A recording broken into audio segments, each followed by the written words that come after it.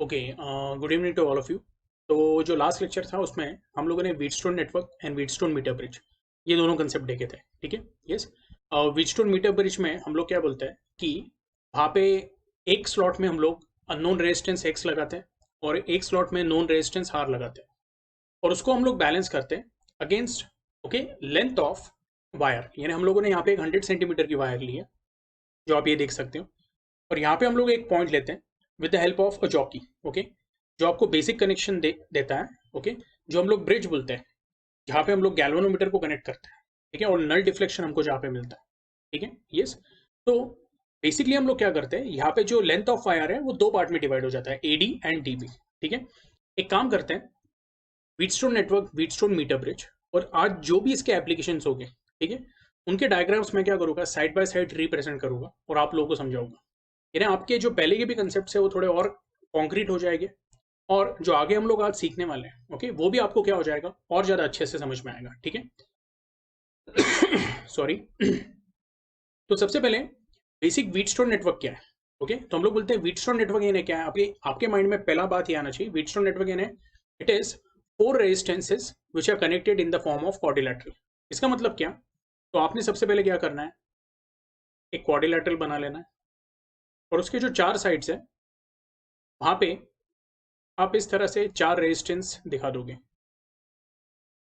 ठीक है। अब लेट अस से ये जो रेजिस्टेंसेज है इसको मैं बोल देता हूँ P Q R and S. ठीक है। फिर हम लोग बोलते हैं ये जो क्वाड्रिलेटरल है उसके डायगनली अपोजिट पॉइंट्स, या जो डायगनल पॉइंट्स है, लेट अस से इसको मैं ए बोल देता हूँ, इसको बी बोल देता हूँ, इसको सी बोल देता हूँ और इसको डी बोल देता हूँ। ठीक है। यस। अब आपको एक बात ध्यान में रखनी है।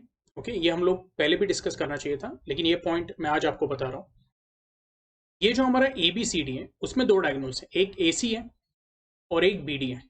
जो आपका डायगनल बी डी है ना, उसमें हम लोग क्या कर रहे हैं, basically we are connecting a galvanometer. बराबर है। ओके, ये आपको पता है। और जो डायगनल एसी है, अब डायगनल एसी को अंदर से कनेक्ट नहीं किया हम लोगों ने, लेकिन हम लोगों ने उसको बाहर से कनेक्ट किया। आप उसको अंदर से भी ऐसे दिखा सकते हो कि आपने कनेक्ट किया हुआ है। कैसे दिखाओगे, तो एकदम सिंपल है। अगर मैं आपको इस तरह से दिखा देता हूँ ये, ठीक है, या आप ऐसे भी दिखा सकते हो कि आपने जो सेल बाहर से लगाया हुआ है वो अंदर से इस तरह से लगाया हुआ है। लेकिन हम लोग क्या करते हैं, ये जो आपका एसी डायगनल है उसका कनेक्शन हम लोग बाहर की तरफ से दिखाते हैं। ठीक है। अच्छा, अभी मैं अगेन इसमें एक छोटा सा रिवीजन कर लेता हूँ कि यहाँ पे जो भी आपका ईएमएफ ई रहेगा तो उससे करंट आई फ्लो होगा। ये करंट आई डिस्ट्रीब्यूट होगा यहाँ पे as I1 and this is going to be I2। I2 यानी कि it is I minus I1। अब यही करंट पॉइंट बी या जंक्शन बी, जिसको हम लोग जंक्शन बोलते हैं, वहां पे जो करंट I1 है वो बन जाएगा आपका I1 डैश, और ये जो करंट रहेगा इसको हम लोग बोलेंगे, will call it as IG। ठीक है। अब सिंपल अगर मैं आपको फाइनल एक कंसेप्ट बता दूं, ओके, हम लोग यहाँ पे क्या करते हैं, we apply Kirchhoff's voltage law. कौन से दो लूप को अप्लाई किया था, तो A B D A, मैं लिख भी देता हूँ, लूप ABDA, और दूसरा जो लूप था दैट वाज लूप BCDB। ये दोनों ओके जो लूप्स है उसको हम लोग किरचॉफ्स वोल्टेज लॉ लगाते हैं। ये जो जंक्शंस है उसको हम लोग किरचॉफ्स करंट लॉ लगाते हैं। ठीक है। और हम लोग नल डिफ्लेक्शन के लिए एक कंडीशन प्रूव होता है। अब नल डिफ्लेक्शन इन्हें क्या है, तो हम लोग बोलते हैं कि जहां पे गैल्वेनोमीटर जीरो डिफ्लेक्शन बता रहा है, जीरो डिफ्लेक्शन इन्हें क्या, हम लोग बोले कि IG का वैल्यू क्या है, IG का वैल्यू इज जीरो। अगर IG का वैल्यू जीरो है तो ऐसे कंडीशन में हम लोग क्या करते हैं, IG का वैल्यू इक्वेशंस में सब्स्टिट्यूट करते हैं और आपको एक फाइनल कंडीशन मिलता है which is what, P upon Q is equal to okay S upon R। ठीक है। अब मैं वापस आपको बोल रहा हूँ, प्लीज थोड़ा सा ना दिमाग आप लोगों ने खोल के रखना है। अभी आपके टेक्स्ट बुक में सपोज इसको P बोला है, इसको Q बोला है, लेकिन इसको R बोला है और इसको S बोला है। सपोज सपोज मैं ब्रैकेट में लिख देता हूँ, टेक्स्ट बुक में इसको R और इसको S बोला है, तो आपका फिर इक्वेशन कैसा आएगा, P upon Q is equal to R upon S। अगर टेक्स्ट बुक में जैसे मैंने नेमिंग किया हुआ है वैसा ही नेमिंग है, तो आपका ये इक्वेशन रहेगा P upon Q is equal to S upon R। अब देखो, this upon this will be equal to this upon this. आप ये सीक्वेंस ध्यान में रखो। फिर वो P upon Q equal to R upon S हो सकता है, डिपेंडिंग आप नेमिंग कैसे कर रहे हो। ये आपको आ रहा है समझ में? ओके, एनीवे, तो अभी आपको बस इतना ध्यान में रखना है कि जो हम लोगों ने यहाँ पे नेमिंग की है उसके हिसाब से हम लोग जा रहे हैं। ओके, तो हमारी जो नेमिंग है उसमें हम लोगों ने ये रेजिस्टेंसेस ली है P Q and this is S and R। और आपको रिजल्ट क्या मिलेगा? P upon Q is equal to S upon R। अभी आपका क्या था? This was the concept of Wheatstone network. Okay, इसको व्हीटस्टोन ब्रिज भी बोलते हैं, ठीक है, बट फिलहाल इसको व्हीटस्टोन नेटवर्क भी अगर आपने ध्यान में रखा तो भी चलेगा। अब बात आती है कि सर यही जो है इसको मीटर ब्रिज में कैसे कन्वर्ट किया हम लोगों ने।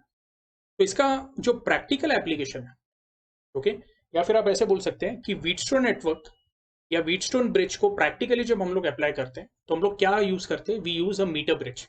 अब मीटर ब्रिज है ना क्या है, तो ये रूल ध्यान में रखो। सबसे पहले आप एक वुडन बोर्ड लोगे और वो वुडन बोर्ड पे आप 3 कॉपर स्ट्रिप्स लगाओगे। ओके, अब ये 3 कॉपर स्ट्रिप कैसी रहेगी, तो ये मैं आपको डायग्राम में दिखा देता हूँ। सॉरी, ये आपकी पहली कॉपर स्ट्रिप है, ये आपकी दूसरी कॉपर स्ट्रिप है, और ये आपकी तीसरी कॉपर स्ट्रिप है। ठीक है, आपको बस इतना ध्यान में रखना है कि यहाँ पे ये कुछ पॉइंट्स आप लोगों ने प्रॉपरली इसको मार्क करने हैं, लाइक दिस। ठीक है, और ये बहुत इंपॉर्टेंट है। सबसे पहले मैं ये बोलूंगा, ये जो 3 कॉपर स्ट्रिप्स हैं उसमें जो 2 एल टाइप कॉपर स्ट्रिप है उसको हम लोग एंड पे लगाते हैं और दोनों के बॉटम को हम लोग क्या करेंगे? कनेक्ट कर लेंगे। एक बार इसको ध्यान से सुनना है आप लोगों ने, क्योंकि क्या है, ये बहुत इंपॉर्टेंट है। ठीक है, अब ये जो वायर है आपकी, इसको हम लोग बोलेंगे दिस इज ए बी। ठीक है, ये आपको आ रहा है समझ में? ठीक है, अब ये जो ए बी है, ओके, तो हम लोग बोलेंगे कि इसका लेंथ कितना है, तो हम लोग बोलते हैं length of wire A B is equal to what, sorry, is equal to 100 centimetre और 1 मीटर। इसलिए इसको हम लोग क्या बोलते हैं? Metre bridge. ठीक है, लेकिन पॉइंट ए से हम लोग यहाँ पे एक ईएमएफ का सोर्स दिखाएंगे ई, एक की दिखा देंगे ए, इसको मैं यहाँ पे ले लेता हूँ,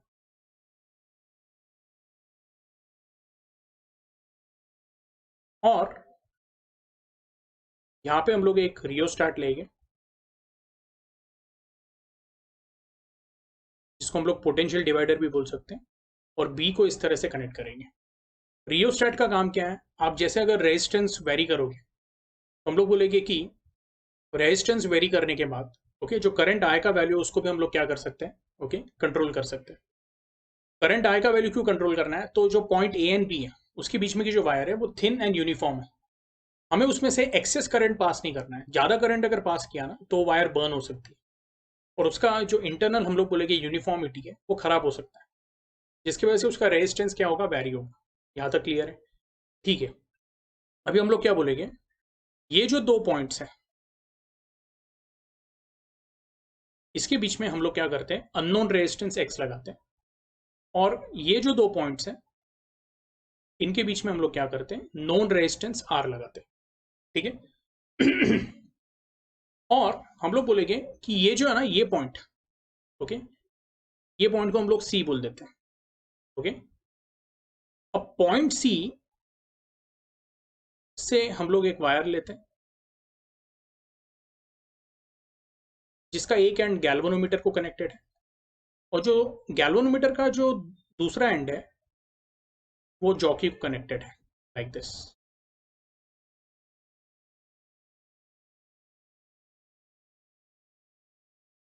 ठीक है, ये हो गया हमारा जॉकी, और यहाँ पे जो आपको पॉइंट मिलेगा वो डी मिलेगा।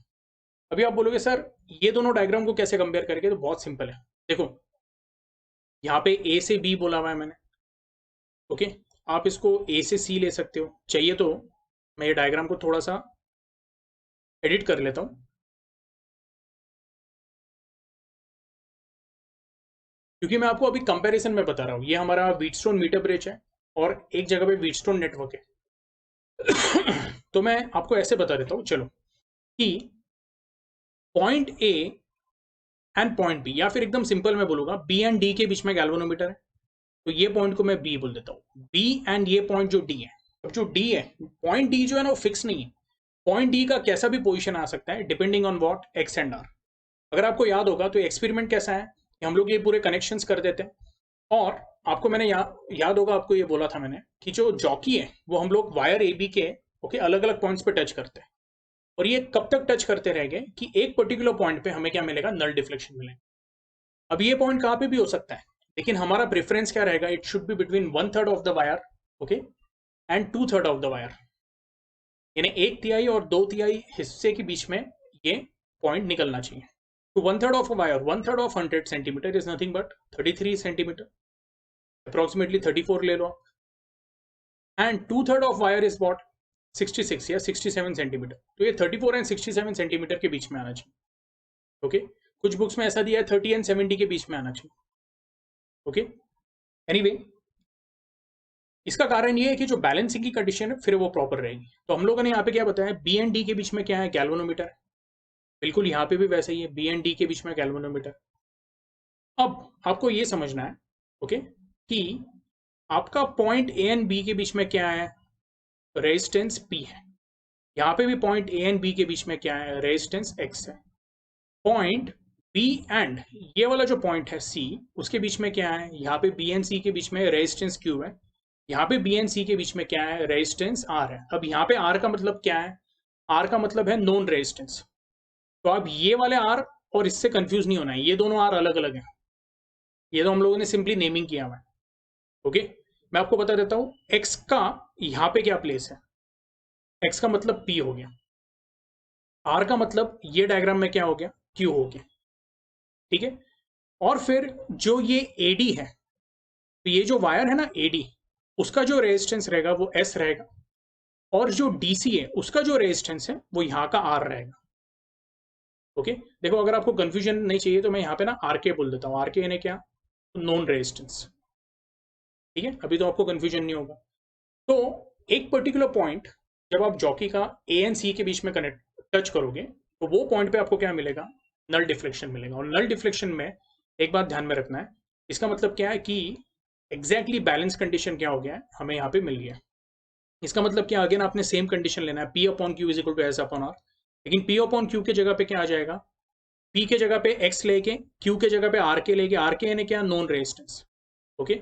आपके टेक्स्ट बुक में सिंपली उसको आर बोला हुआ है, लेकिन आपको यहाँ पे कंफ्यूजन नहीं हो इसलिए मैंने उसको आर के बोला हुआ है, is equal to S upon R. But X upon R के को वैसे ही रहने देते हैं। एस अपॉन आर यानी क्या है, S is nothing but resistance of wire AD upon resistance of wire DC. अब अगेन मैं वापस बोल रहा हूँ, टेक्स्ट बुक में ये पॉइंट को ए बोला है, ये पॉइंट को बी बोला हुआ है, तो उन्होंने ये एडी बोला और ये डीबी बोला है। मैं अभी आपको बस ये कंपैरिजन में बता रहा हूँ, पॉइंट्स के नेम कुछ भी हो, कंसेप्ट आपको समझ में आना चाहिए, ये क्लियर है। और जो ऑर्डर ऑफ रेजिस्टेंस है, जो रेशियो है, वो आपने ध्यान में रखना है, this upon this must be equal to this upon this. यहाँ तक क्लियर है नाउ। जब मैं R A D upon R D C बोलता हूँ तो हम लोगों ने कल ये भी देखा था, resistance is equal to what, rho into L upon A. Rho upon A constant है क्योंकि वायर यूनिफॉर्म है पूरी, तो क्रॉस सेक्शन एरिया क्या है, थ्रू आउट कॉन्स्टेंट है। तो R will be equal to what, rho upon A, जिसको मैं बोलूंगा K. R will be equal to K times L, तो ये हो जाएगा K times length of AD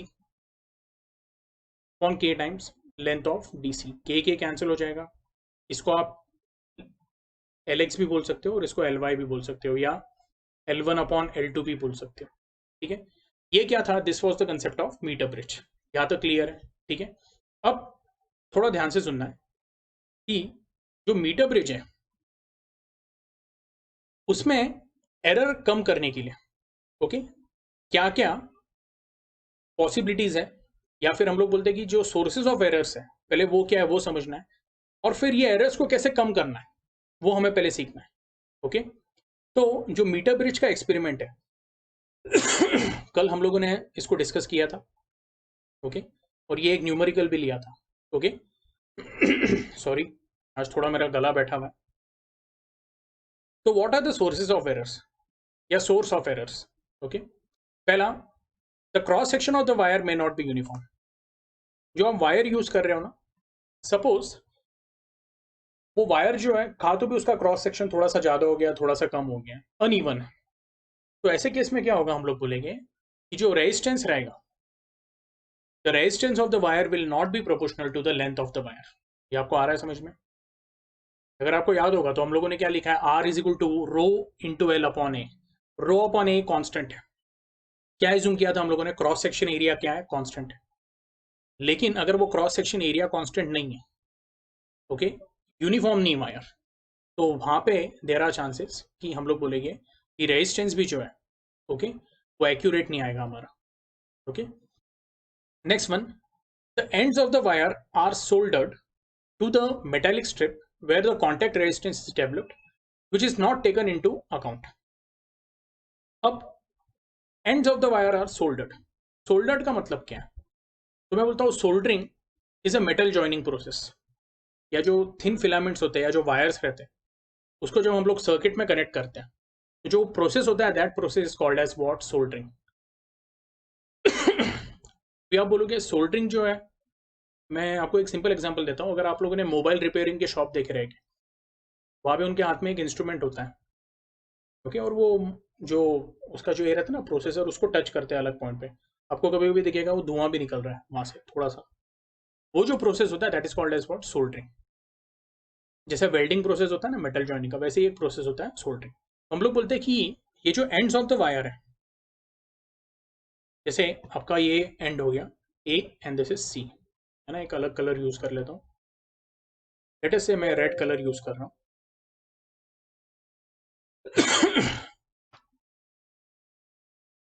तो ये जो पॉइंट्स है ना, यहाँ पे हमें सोल्डरिंग करना पड़ता है। जब हम लोग सोल्डरिंग करते हैं तो वहां पे हम लोग बोलते हैं कि कॉन्टैक्ट रेजिस्टेंस डेवलप हो जाता है, यानी ये पॉइंट्स पे है ना थोड़ा सा रेजिस्टेंस ज्यादा हो जाता है। लेकिन जो हम लोगों ने ये फॉर्मूला निकाला ना, X upon R K is equal to what, L1 upon L2, you can say 100 minus L2। Okay, ये जो फॉर्मूला है, सॉरी, ये जो फॉर्मूला है, इसमें हम लोगों ने ये कॉन्टैक्ट रेजिस्टेंस जो है ना, उसको कंसीडर ही नहीं किया, यानी उसका इफेक्ट कंसीडर ही नहीं किया। तो हम लोग बोलते हैं इसलिए भी हमारे फाइनल आंसर में थोड़े बहुत एरर आते हैं। ठीक है, यस। ये नहीं बोलने का मतलब ये है, जो आप x का फाइनल वैल्यू निकालोगे, उसका रियल वैल्यू जो रहेगा और जो वैल्यू आप लोग कैलकुलेट कर रहे हो, डेफिनेटली उसमें थोड़ा बहुत डिफरेंस रहेगा। क्यों? हम लोग बोलते हैं कि the ends of the wire are soldered to the metallic strip where the contact resistance is developed, which is not taken into account. Next क्या है, हम लोग बोलेंगे, ये तो सेकंड वाला था। अब इसके बाद जो थर्ड वाला है, that is measurement of LX and LR। LX यानी क्या, तो हम लोग बोलेंगे कि ये जो AD वायर है, okay, part of the wire which is AD, left side का जो पार्ट है उसको LX बोलते हैं, राइट साइड का जो पार्ट है उसको LR बोलते हैं, ओके, या LY भी बोलते हैं, डिपेंडिंग जैसा आप नेमिंग कर रहे हैं। तो ये जो है ना वायर, इसके पीछे एक स्केल लगी रहती है, ओके, इस तरह से। और जब आप गैल्वेनोमीटर रखते हो, तो गैल्वेनोमीटर का पॉइंट और इसकी जो रीडिंग है, वो एकदम आप लोगों ने प्रॉपरली एक्यूरेटली देखनी चाहिए। ऐसे साइड से देखोगे, वो हमें नहीं करना है। जॉकी का जो पॉइंट है, यानी गैल्वेनोमीटर का जो पॉइंट है जो जॉकी को कनेक्टेड है, जॉकी का जो पॉइंट वायर को टच कर रहा है, अगर हमें नल डिफ्लेक्शन मिल रहा है, तो एग्जैक्टली एकदम नॉर्मल वे में हम लोगों ने देखना चाहिए। उसको हम लोग बोलेंगे that will be a better reading और एक्यूरेट रीडिंग, ओके। लेकिन हम लोग बोलते हैं कि कभी कभी वो रीडिंग लेते वक्त भी कुछ गलती हो जाती है, ओके। तो इसलिए हम लोग बोलते हैं the measurements of LX and LR may not be accurate. मैं ऐसा नहीं बोलूंगा कि हमेशा एक्यूरेट नहीं रहते, they can be accurate, but कभी ना कभी जो रीडिंग ले रहा है या रीडिंग परफॉर्म कर रहा है, उससे कहाँ ना कहाँ ह्यूमन एरर हो सकता है, जिसको पर्सनल एरर भी बोलते हैं हम, ओके, यस। आई होप आपको ये सब पॉइंट समझ में आए, ठीक है। जो नेक्स्ट पार्ट है इसमें, दैट इज कि हम एरर मिनिमाइज करने के लिए क्या कर सकते हैं। तो सबसे पहले the value of R is so adjusted that the null point is obtained between what 1/3 of the wire, okay, is obtained to middle 1/3 of the wire, यानी बीच में का जो हिस्सा है, देखो 3 हिस्से होते हैं ना, ये पहला 1/3, ये दूसरा 1/3 और ये तीसरा 1/3। 1/3 plus 1/3 plus 1/3 is going to be 3/3, that is complete wire 1। तो हम लोग क्या बोलते हैं कि the reading must be obtained in the middle 1/3। Middle 1/3 का मतलब क्या, तो 34 सेंटीमीटर से 66 सेंटीमीटर के बीच में, जैसे आपको ये दिया हुआ है। ये पॉइंट हम लोगों ने पहले डिस्कस कर लिया है एकदम स्टार्टिंग में। इससे क्या होता है, the percentage error in the measurement of L X and L R are minimum and they are nearly same. तो बहुत ज्यादा डिफरेंस होता नहीं, ठीक है। Next, the experiment is repeated by interchanging the position of unknown resistance x and resistance box r। इसका मतलब क्या है कि यहाँ पे जो हम लोगों ने ये x लिया है और ये r लिया हुआ है, इसको हम लोग क्या करते हैं ना, स्वाइप करते हैं, ओके, स्वाइप या फिर उसको क्या बोल सकते हैं, अदला बदली करते हैं एकदम सिंपल लैंग्वेज में, ओके। ए एंड बी के बीच में आप r लगा दो, बी एंड सी के बीच में x लगा दो एंड वापस रीडिंग लो, ठीक है, यस। और उससे भी आपको x का वैल्यू मिलेगा। अगर वो वैल्यू और जो आप लोगों ने पहली रीडिंग लिया है वो वैल्यू मैच हो रहा है, इसका मतलब कि आपका एक्सपेरिमेंट क्या है, overall it is very accurate, ठीक है, yes. And the next and the final, the jockey should be tapped on the wire and not slided. क्यों, तो हम लोग बोलते हैं उससे स्पार्किंग हो सकता है, यानी आप कंटिन्यूसली अगर स्लाइड करोगे तो उससे वायर बर्न भी हो सकती है, okay. We use jockey to detect whether there is current through central branch. This is possible only by tapping the jockey. यहाँ तक क्लियर है, ठीक है।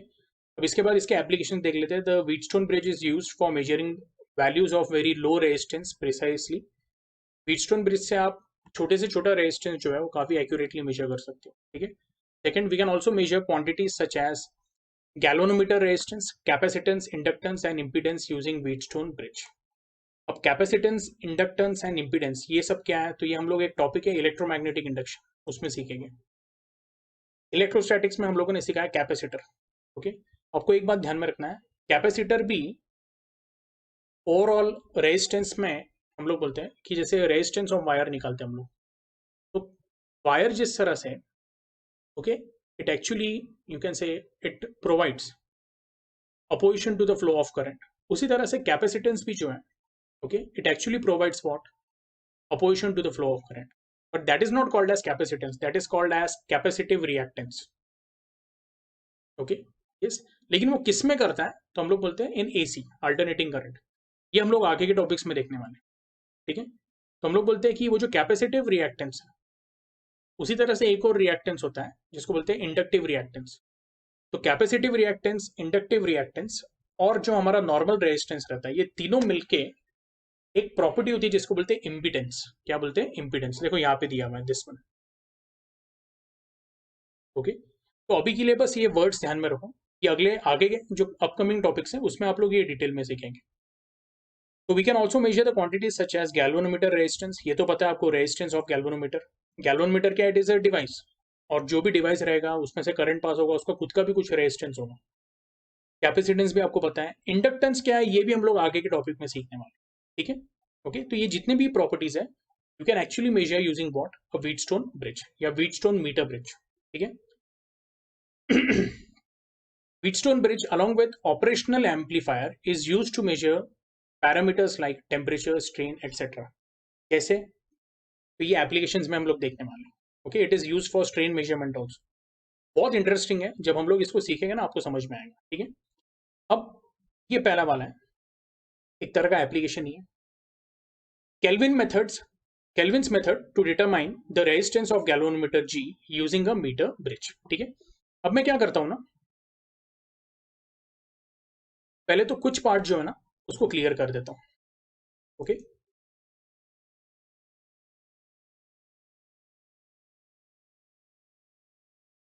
ये मेरा जो बोलते हैं ना, ये टॉपिक जो है is very interesting and it is kind of very easy also, और मेरा ये फेवरेट चैप्टर है।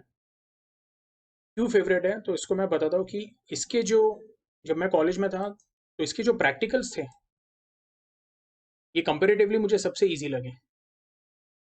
आपको एक बात बताता हूँ मैं कि फ्यूचर में जब आप इलेक्ट्रिकल इंजीनियरिंग या इलेक्ट्रॉनिक्स या फिर मैकेनिकल में भी कुछ सब्जेक्ट्स होते हैं इलेक्ट्रिकल एंड इलेक्ट्रॉनिक्स के, तो उसमें आप लोगों को क्या है ना, सर्किट डायग्राम देख के ना कनेक्शंस करने पड़ते हैं। अगर आपको सर्किट डायग्राम रीड करने आता है ना, ओके, वो कनेक्शंस करना बहुत ईजी हो जाता है। आपको फंडामेंटल्स पता होने चाहिए कि कौन सी वायर कहाँ पे कनेक्ट करनी है, ठीक है। यस, उसमें भी क्रोकोडाइल क्लिप होती है प्रॉपर कनेक्शंस के लिए। तो जिसको ये सर्किट डायग्राम रीड करने आता है ना कि कौन सा पॉइंट कहाँ पे कनेक्ट होने वाला है, उसके लिए ये बहुत ईजी हो जाता है। इसके प्रैक्टिकल्स भी बहुत ईजी होते हैं, ओके। तो इसलिए this is one of my favourite topic, ठीक है। एनीवे, अब मैं क्या करने वाला हूँ, पहली बात ये जो मैंने आपको बताया था, this is based on Wheatstone network. और हम लोग बोलते हैं कि ये जो गैल्वेनोमीटर है, यहाँ पे हम लोग जो ये कंडीशन निकालते हैं which is what, X upon R is equal to L1 upon L2, बराबर, ये ऐसी कुछ कंडीशन निकालते हैं, या Lx अपॉन Ly, जो भी है। ये कंडीशन किस पे बेस्ड थी कि गैल्वेनोमीटर जो है इसका करंट क्या होना चाहिए, शून्य। जब गैल्वेनोमीटर का करंट जीरो होता है, ओके, तो ये कंडीशन को हम लोग क्या बोलते हैं, we call it as null deflection. क्या बोलते हैं इसको, नल डिफ्लेक्शन।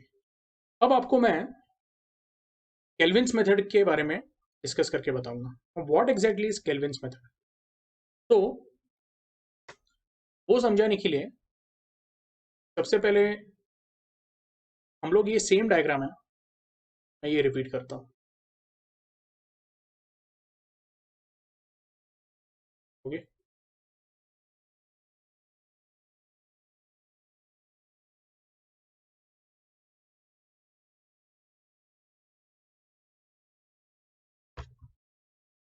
अभी आप लोगों ने सिर्फ थोड़ा ध्यान से देखना है। हम लोग यहाँ पे बेसिक चेंजेस क्या करने वाले हैं, ओके। जो अननोन रेजिस्टेंस है ना, उसको मैं इरेज कर देता हूँ यहाँ पे, और यहाँ पे हम लोग क्या करेंगे, एक गैल्वेनोमीटर लगा देंगे,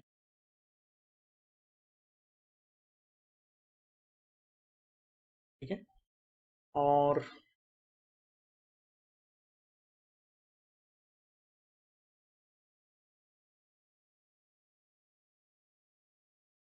ये जो भी मैंने बनाया हुआ एक्स्ट्रा, उसको फिलहाल मैं निकाल देता हूँ।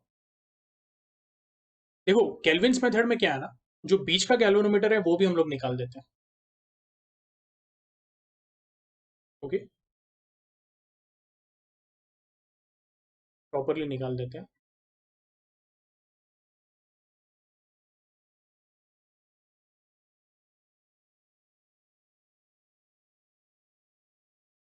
इसको भी निकाल देता हूँ मैं, ओके।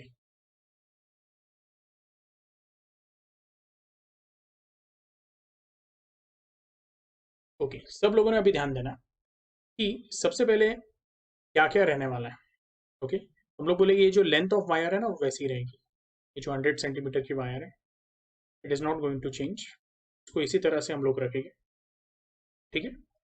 फिर पॉइंट बी से हम लोग एक वायर लेंगे which is connected to jockey, और जॉकी जो है उसको हम लोग वायर एसी पे अलग अलग पॉइंट पे टच करते जाएंगे। तो आप बोलोगे सर चेंज क्या हुआ है, तो अगर मैं ये वाला डायग्राम देखता हूँ ऊपर का, ओके, देखो कर्सर की तरफ देखना है आपने, बी एंड लेट अस से पॉइंट डी, ओके, उसके बीच में एक गैल्वेनोमीटर था, वो गैल्वेनोमीटर मैंने अभी निकाल दिया और डायरेक्टली बी को मैंने डी से कनेक्ट कर दिया, समझ में आ रहा है, या बी को मैंने जॉकी से कनेक्ट कर दिया, और जॉकी के जो पॉइंट्स है ना मैं अलग अलग पॉइंट पे टच करते जाऊंगा वायर के, ठीक है। फिर आप बोलोगे सर वो गैल्वेनोमीटर क्या किया हम लोगों ने, वो गैल्वेनोमीटर का ना मेरे को रेजिस्टेंस मेजर करना था, मुझे पता नहीं था वो गैल्वेनोमीटर का रेजिस्टेंस क्या है। तो जो अननोन रेजिस्टेंस का स्लॉट है ना, उसको मैंने लगा दिया, ओके। अब ये जो मेथड है ये कौन सा था मेथड, हमारा पिछला वाला नल डिफ्लेक्शन मेथड, ठीक है। अब आप लोगों ने एकदम ध्यान से सुनना है, ठीक है, यस। तो सबसे पहले हम लोग क्या करेंगे, okay, yes, what will do is, वापस जो मैं बोल रहा हूँ ध्यान से सुनो, ओके। इनिशियली जो आपकी गैल्वेनोमीटर की वायर है ना, या सॉरी जॉकी की जो वायर है, या जॉकी जो है उसको मैंने क्या कर लिया, उठा लिया, अब जॉकी को उठा लिया है, इसका मतलब क्या? तो मैं बोलूंगा पॉइंट बी एंड डी उसके बीच में कोई कनेक्शन रहेगा क्या? नहीं, इसलिए मैंने ये पार्ट फिलहाल मैंने इरेज कर दिया। समझ में आ रहा है आपको? ठीक है, यस। तो आप बोलोगे फिर जॉकी है कहाँ पे? जॉकी इस तरह से हवा में है कहाँ तो भी। ओके, लेकिन वो वायर को टच नहीं कर रहे हैं। अब वायर को टच नहीं कर रहे हैं तो हम लोग क्या बोलेंगे कि ये पूरा सीरीज कॉम्बिनेशन हो जाएगा लाइक्स। समझ में आ रहा है आपको? यानी पॉइंट ए से, ओके, ये पॉइंट, फिर गैल्वेनोमीटर, फिर ये पॉइंट, फिर पॉइंट बी, फिर ये पॉइंट, फिर आपका नोन रेजिस्टेंस, ओके, फिर ये पॉइंट सी। ये सब किस में आ गया? सीरीज में आ गया। अब ऐसे इसमें आप क्या बोलोगे, सर अगर ये सीरीज में आया ना, अब क्या होगा? गैल्वेनोमीटर में से डेफिनेटली कुछ ना कुछ करंट तो फ्लो होने वाला है। ओके, लेट अस से वो जो करंट है वो I1 है।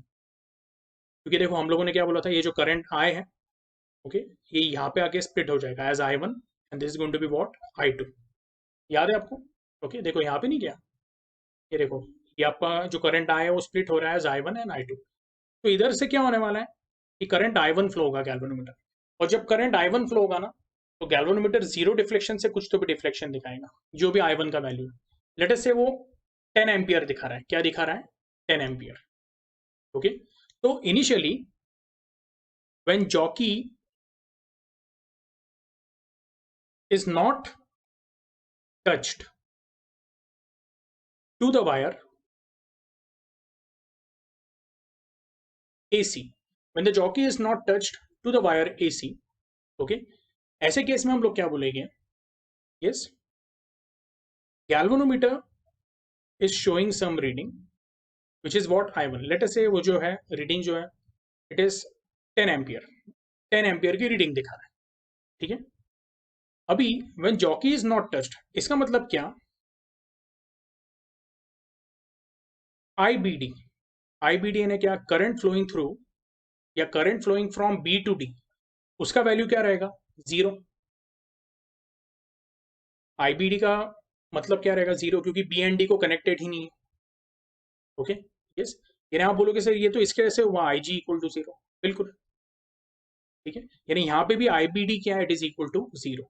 ओके, लेकिन आप बोलोगे सर फिर नल डिफ्लेक्शन मेथड क्यों नहीं बोलते इसको? नल डिफ्लेक्शन मेथड इसलिए नहीं बोलते क्योंकि गैल्वेनोमीटर कुछ ना कुछ डिफ्लेक्शन दिखा रहा है ना। पिछले इसमें गैल्वेनोमीटर आपको बता रहा था कि IG का वैल्यू क्या था? 0। लेकिन अभी हम लोग बोलेंगे कि गैल्वेनोमीटर आपको डिफ्लेक्शन बता रहा है, और वो डिफ्लेक्शन कितना है? 10 एम्पियर का है। 10 एम्पियर यानी वो कितना है? तो हम लोग बोलेंगे कि उसके कुछ तो भी रहेगा, जैसे 5 degree 5 ampere, 10 degree 10 ampere. Okay, तो ये मे बी 10 डिग्री का डिफ्लेक्शन दिखा रहा है। यहाँ तक क्लियर है? ठीक है, अब ध्यान से सुनना है। ठीक है, अब हम लोग क्या करेंगे, ये जो पॉइंट हवा में था ना जॉकी का,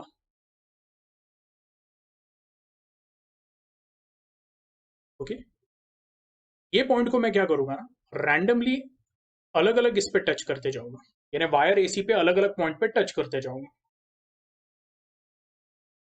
अब जैसे जैसे मैं अलग अलग पॉइंट पे टच करते जाऊंगा, आपको तब ये समझ में आएगा जो गैल्वेनोमीटर आपको 10 एम्पियर का रीडिंग दिखा रहा था ना, ओके, अब वो रीडिंग क्या होगा? फ्लक्चुएट होगा। क्या आपको आ रहा है समझ में? ओके, यस, वो रीडिंग क्या होगा? चेंज होगा, कम भी हो सकता है, ज्यादा भी हो सकता है, वो बात की बात है, क्या होगा, कम होगा, ज्यादा होगा, वो बाद में डिस्कस करेंगे। लेकिन डेफिनेटली जो गैल्वेनोमीटर आपको पहले रीडिंग बता रहा था 10 एम्पियर की रीडिंग, डेफिनेटली उसमें क्या होगा? There will be some changes. पूरा सर्किट का ओवरऑल जो डायनामिक्स है ना वो चेंज हो जाएगा। क्यों? तो हम लोग बोलेंगे पॉइंट बी एंड डी के बीच में कुछ तो करंट फ्लो होगा। ठीक है, तो आप क्या करोगे ना, अलग अलग पॉइंट्स पे टच करते जाओगे, लेकिन पूरे वायर AC के ऊपर, ओके, एक तो पॉइंट ऐसा मिलेगा ना जहां पे हम लोग बोलेंगे, ओके, ध्यान से सुनो आप। देखो मैंने क्या बोला, पहले रैंडमली मैं वायर के ऊपर कहां पे भी टच कर रहा था, और जब मैं उस पर टच कर रहा था ना, तो IBD का कुछ तो भी वैल्यू हो गया, it became what? Non zero. ऐसे इसमें जो गैल्वेनोमीटर रीडिंग बता रहा था वो रीडिंग चेंज हो गया। लेटेस्ट से वो रीडिंग जो है मैं बोलूंगा कि उसको कैसे बोल सकते हैं हम लोग, लेटेस्ट से वो जो रीडिंग है इट बिकेम 8 एम्पियर। एक एग्जांपल दे रहा हूँ, ओके, थोड़ी बहुत कम दिखा रहा है। अब क्या हो गया? फिर हम लोग बोलेंगे कि आप इसको अलग अलग पॉइंट्स पे टच करते जाओगे, हर बार रीडिंग 8 एम्पियर, 9 एम्पियर, 9.5, ओके, या शायद ज़्यादा भी हो सकती है, ओके, हमें पता नहीं। लेकिन ए एंड सी के बीच में एक पर्टिकुलर पॉइंट ऐसा आता है, ध्यान से सुनो आप लोग, एक पर्टिकुलर पॉइंट ऐसा आता है, ओके, वो पॉइंट को मैं बोल दूंगा डी, जहां पे गैल्वेनोमीटर वापस मुझे क्या दिखाता है, ओके, 10 डिग्री का डिफ्लेक्शन दिखाता है, सेम रीडिंग। तो मैं बोलूंगा when jockey is touched, okay, at specific point D. अब ये स्पेसिफिक पॉइंट कैसे मिलेगा? ट्रायल एंड एरर से। एकदम से मिलेगा नहीं कि आपने एक पॉइंट पे टच किया और गैल्वेनोमीटर वापस सेम रीडिंग ही दिखा रहा है, okay. At specific point D, ध्यान से सुनना है आप लोगों ने, ओके, आपको ये क्या बताएगा, it is going to show the same reading which is of 10 degree या प्लस 10 एम्पियर, जो भी है। इसका मतलब क्या हुआ कि गैल्वेनोमीटर अभी वापस सेम रीडिंग दिखा रहा है, लेकिन फिर आप बोलोगे कि पहला वाला कंडीशन और दूसरे वाले कंडीशन में फर्क क्या था? पहले वाले कंडीशन में बी एंड डी कनेक्टेड नहीं था, और दूसरे वाले इसमें बी एंड डी कनेक्टेड है, फिर भी सेम रीडिंग बता रहा है। तो पहले वाले केस में हम लोग बोल रहे थे आईबीडी क्या है, इट इज इक्वल टू 0। दूसरे वाले इसमें भी हम लोग बोल रहे हैं एट स्पेसिफिक पॉइंट डी, ये ध्यान में रखना, कोई भी पॉइंट नहीं, at specific point D again हमें क्या मिल रहा है, सेम रीडिंग मिल रही है 10 डिग्री। इसका मतलब क्या, भले ही पॉइंट बी एंड डी को हम लोगों ने वायर से कनेक्ट किया है, लेकिन एक ऐसी कंडीशन पैदा हुई है जिसको हम लोग बोलेंगे potential at point B is equal to what, potential at point D. ठीक है, इसका मतलब भले ही बी एंड डी को हम लोगों ने टच क्यों ना किया हो, ओके, यस, उसमें से जो करंट फ्लो हो रहा है दैट इज व्हाट, 0। ये आपको आ रहा है समझ में? और उसमें से अगर करंट 0 फ्लो हो रहा है, ओके, तो क्या मैं बोल सकता हूं, अगर B and D, if V B is equal to V D, okay, ऐसे केस में हम लोग क्या बोलेंगे, this is condition for what, okay, this is basically your condition for the balance condition. इसका मतलब क्या है, जो भी रेजिस्टेंसेस है वो एक दूसरे को बैलेंस कर रहे हैं। तो हम लोगों ने यहाँ पे जो लिखा था ना, P upon Q will be equal to what, S upon R, तो सेम यहाँ पे हम लोग बोलेंगे P के जगह पे गैल्वेनोमीटर का रेजिस्टेंस आ जाएगा G upon R K will be equal to what, okay, L1 upon L2। अब हम लोग क्या बोल रहे हैं, ये सेम रीडिंग हुआ, this same reading method is called as what, equal deflection method. या आप लोगों को हमेशा बाय हार्ट होना चाहिए, ओके, कि जो केल्विन्स मेथड होता है, okay, to find the galvanometer resistance, it is called as, okay, equal deflection method. ठीक है, यस, ये एक बार पढ़ लेंगे तो आप देख सकते हो सिमिलर टाइप का diagram, okay. The galvanometer whose resistance G is to be determined is connected in one gap and the known resistance R is connected in other gap. इसका वर्किंग क्या है, a suitable resistance is taken in the resistance box, okay, the current is sent around the circuit by closing the key without touching the jockey at any point of the wire, the deflection in the galvanometer is observed। जैसे मैंने आपको बोला, मैं वापस बता रहा हूँ, यहाँ पे आपने एक रेजिस्टेंस बॉक्स कनेक्ट किया है, रेजिस्टेंस बॉक्स यानी क्या, जिसमें n नंबर ऑफ अलग अलग रेजिस्टेंस रहेंगे, ओके, उसमें से एक स्पेसिफिक रेजिस्टेंस हम लोग क्या करते हैं, सिलेक्ट करते हैं, और वो स्पेसिफिक रेजिस्टेंस सिलेक्ट करने के साथ हम लोग क्या बोलते हैं, जो बी एंड डी है, ओके, तो पॉइंट बी एंड डी, अब डी यानी क्या है, D can be any point between A and C. हम लोग सिर्फ इतना बता रहे हैं कि जो जॉकी आप लोगों ने वायर एसी पे टच नहीं की, ओके, तो यहाँ पे वही दिया हुआ है, without touching the jockey at any point on the wire the deflection in the galvanometer is obtained, okay. तो ये आपका हुआ पहला condition. The rheostat is adjusted to get a suitable deflection around 2/3 of the range. 2/3 of the range यानी क्या, तो अगर range जो है तो हम लोग बोलेंगे 0 से, ओके, लेट अस से 90 एम्पियर की, या फिर हम लोग बोलेंगे 0 से 90 एम्पियर, ये तो ज़्यादा हो रहा है, ओके, लेट अस से मैं बोलता हूँ कि 0 से 15 एम्पियर है, तो 0 से 15 एम्पियर का अगर मैं बोलूँगा 2/3, वो कितना हो जाएगा, that is going to be 10 ampere, okay. तो हम लोग बोलते हैं कि जो रियोस्टैट का जो रीडिंग है, यानी ये वाला जो आपका जो है वेरिएबल रेजिस्टेंस, इसको इस तरह से चेंज किया जाता है कि आपका जो गैल्वेनोमीटर का जो करंट है उसका वैल्यू कितना होना चाहिए, 2/3 of the range of the galvanometer, okay. क्यों करते हैं ऐसा, तो हम लोग बोलते हैं कि रीडिंग जितना ज़्यादा होगा ना, chances of errors are less, छोटे रीडिंग में एरर होने का, यानी अगर मैं बोलता हूँ कि रेंज जो है वो 0 से 15 एम्पियर की है, ओके, दोनों साइड पे, पॉजिटिव भी और नेगेटिव भी। एक बता रहा हूँ 0 से 15 एम्पियर की, लेकिन जो रीडिंग आ रही है वो सिर्फ 3 एम्पियर की आ रही है, तो उसमें एरर होने के चांसेस क्या है, ज़्यादा है। ओके, हम लोग क्या करते हैं, थोड़ा सा बड़ा वाला रीडिंग लेते हैं, 2/3 reading of the range. Okay, range का मतलब क्या, तो मिनिमम से मैक्सिमम कितना कोई इंस्ट्रूमेंट मेजर कर सकता है। ठीक है, now the jockey is tapped at different points of the wire and the point of contact D for which the galvanometer shows no change in deflection। देखो, no change in deflection यानी जो पहले का डिफ्लेक्शन था और अभी का deflection वो सेम है। Okay, yes, is found and this point D ये मिल जाता है, इसका मतलब क्या है, एक तरह का बैलेंस कंडीशन। ओके, सो हम लोग बोलते हैं as the galvanometer shows the same deflection with और without contact between point B and D, these points must be at equipotential, जो हम लोगों ने यहाँ पे लिखा हुआ है VB इक्वल टू VD। ये आपको आ रहा है समझ में?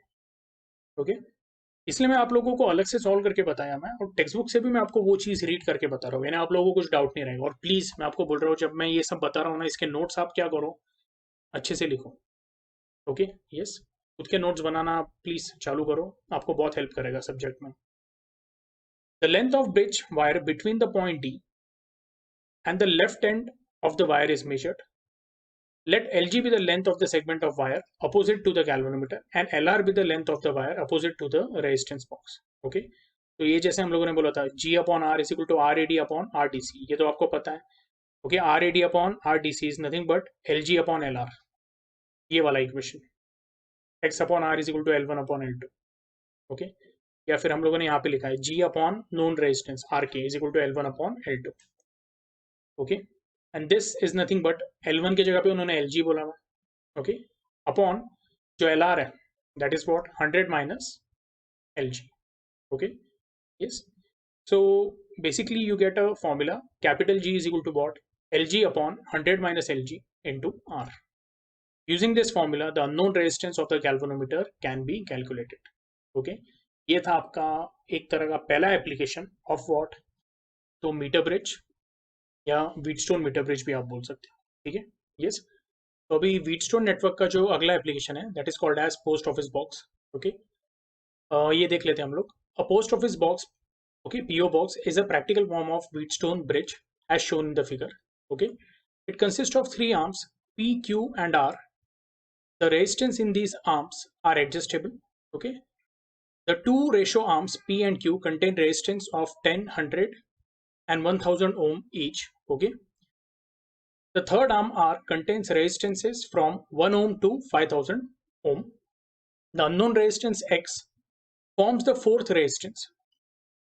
There are two tap keys K1 and K2। Okay, तो सबसे पहले एक काम करते हैं कि ये जो हमारा डायग्राम है इसको मैंने थोड़ा सा मिनिमाइज कर लिया ताकि ये आपको मैं कंपैरिजन में प्रॉपरली बता सकूँ।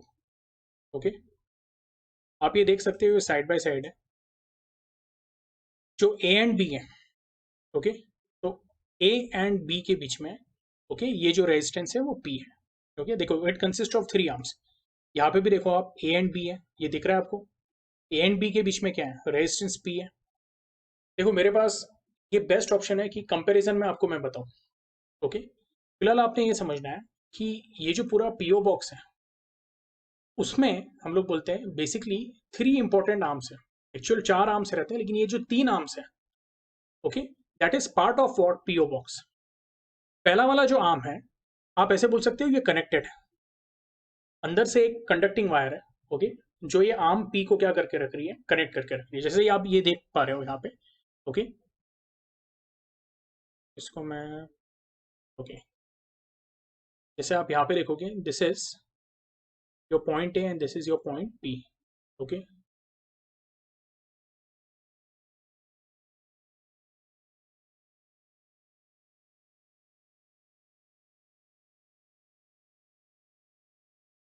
बड़ा कर ले तो समझने के लिए और इजी हो जाए। ठीक है, ये देखो ये point A and point B, इसको कनेक्ट करने के लिए क्या एक वायर है, और ये वायर के बीच में हम लोगों ने क्या लगाया हुआ है, एक रेजिस्टेंस पी लगाया हुआ है। सिमिलरली हम लोग बोलेंगे पॉइंट ए एंड बी के बीच में हम लोग बोलते हैं कंडक्टिंग वायर रहती है। ओके। और ये जो ए एंड बी है, ओके, उसके अंदर या ए एंड बी के बीच में, ओके, जो ये लेंथ है इसको हम लोग बोलते हैं, we call it as arm P. और ये जो आर्म पी है ना, इसके अंदर एक जो रेजिस्टेंस है वो 10 ओम का है, दूसरा जो है वो 100 ओम का है, और तीसरा जो है 1000 ओम का है। ठीक है, जैसे आप ये देख सकते हो, जो 3 डॉट्स हैं व्हाइट कलर के, 10, 100 एंड 1000। सिमिलरली बी एंड सी के बीच में, ओके, हम लोग बोलेंगे जो आर्म रहेगा that will be called as Q. Q, तो हम लोग बोलेंगे बी एंड सी के बीच में आपका नेक्स्ट रेजिस्टेंस है विच इज वॉट, क्यू। और हम लोग बोलते हैं यहाँ पे भी 10, उसके बाद फिर हम लोग बोलेंगे नेक्स्ट क्या रहेगा, 100 एंड 1000 का कॉम्बिनेशन है। अब आपका आता है next arm which is your arm R. Okay, अभी अगर मैं ये दो डायग्राम को कंपेयर करूं तो आप देख सकते हो सी एंड डी के बीच में, ओके, आप यहाँ पे ध्यान से देखना है, तो यहाँ पे उन्होंने सी एंड डी दिया हुआ है, हम लोग इसको कैसे बोल सकते हैं, this is A and B, this is B and C. C से लेके फिर ए, सी से लेके, ओके। ये डायग्राम को थोड़ा ध्यान से देखना है, मैं इसको और जूम करता हूँ।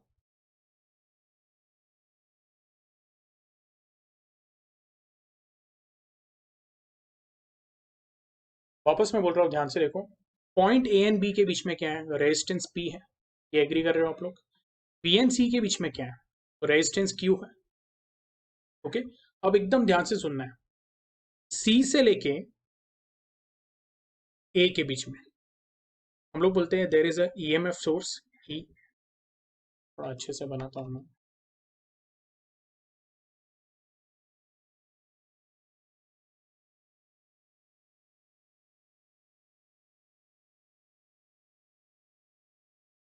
यहाँ पे आपका ईएमएफ सोर्स ई है और एक की कनेक्ट की हुई है विच इज वॉट के। इसके बीच में ये point C and point A के बीच में, आप यहाँ पे भी चेक करो, पॉइंट सी, ठीक है, एंड ए के बीच में एक बैटरी कनेक्टेड है। ठीक है, अभी आप बोलोगे सर लेकिन पॉइंट सी को उन्होंने पॉजिटिव कनेक्ट किया है, यहाँ पे पॉइंट सी को उन्होंने नेगेटिव कनेक्ट किया है। ठीक है, बैटरी को आप चेंज भी कर सकते हो। Okay, yes. तो देखो, डायरेक्शन ऑफ करंट इंपॉर्टेंट नहीं है यहाँ पे, बैलेंस कंडीशन में आप बैटरी कैसे भी लगाओ, ये रहे यहाँ पे भी अगर मैं ये बैटरी को उल्टा लगा देता हूँ, okay, suppose if we connect this battery, इसको उल्टा लगा देता हूँ, तो भी बैलेंस कंडीशन के लिए मुझे सेम मिलेगा, P upon Q is equal to S upon R. Okay, that is not important, but आपने ये नोट करना है, point C and point A, ये क्या है ना, ये जो डॉटेड आपको दिख रहा है, ये एक कनेक्शन है जो अंदर से है, ये पोस्ट ऑफिस बॉक्स के अंदर से एक वायर है, आपको ये ध्यान में रखना है, जो कनेक्टेड है। ये आपको आ रहा है समझ में, पॉइंट सी एंड ए के बीच में देर इज अ की के, देर इज ईएमएफ सोर्स ई, वही आपको यहाँ पे बताया हुआ है, there is a EMF source E and की केबल। ये आपको आ रहा है समझ में, ठीक है, यस।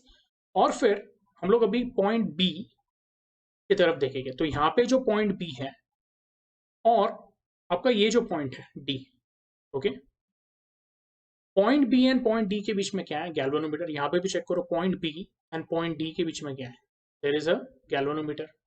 ये आपको आ रहा है समझ में, ठीक है। अभी आप बोलोगे सर पॉइंट डी जो है, ओके, तो point D and point C, okay, point D and point C के बीच में क्या है, तो यहाँ पे उन्होंने रेजिस्टेंस एक्स बोला हुआ है, हम लोगों ने point D and point C के बीच में क्या लगाया हुआ है, रेजिस्टेंस आर बोला हुआ है। ओके, यस, यहाँ पे चेक करो आप वापस, point D and point C के बीच में, ओके, यहाँ पे हम लोगों ने रेजिस्टेंस आर लगाया, उन्होंने इसको क्या बोला हुआ है, this is your resistance X. और point A and point D के बीच में, ओके, उन्होंने एक साइड लिया हुआ है जिसको आर बोला हुआ है। ओके, मैं आपको यहाँ पे बता देता हूँ, पोस्ट ऑफिस जो आपका पीओ बॉक्स है, ओके, उसमें ये जो है आपका जो सबसे बड़ा आर्म है आर, ओके, हम व्हीटस्टोन नेटवर्क के साथ अगर उसको कंपेयर करें तो वो आपका हुआ पॉइंट एस। ठीक है, और यहाँ पे जो आर है, ओके, ये रहे पोस्ट ऑफिस बॉक्स के हिसाब से मैं देखूं तो ये है आपका अननोन रेजिस्टेंस एक्स।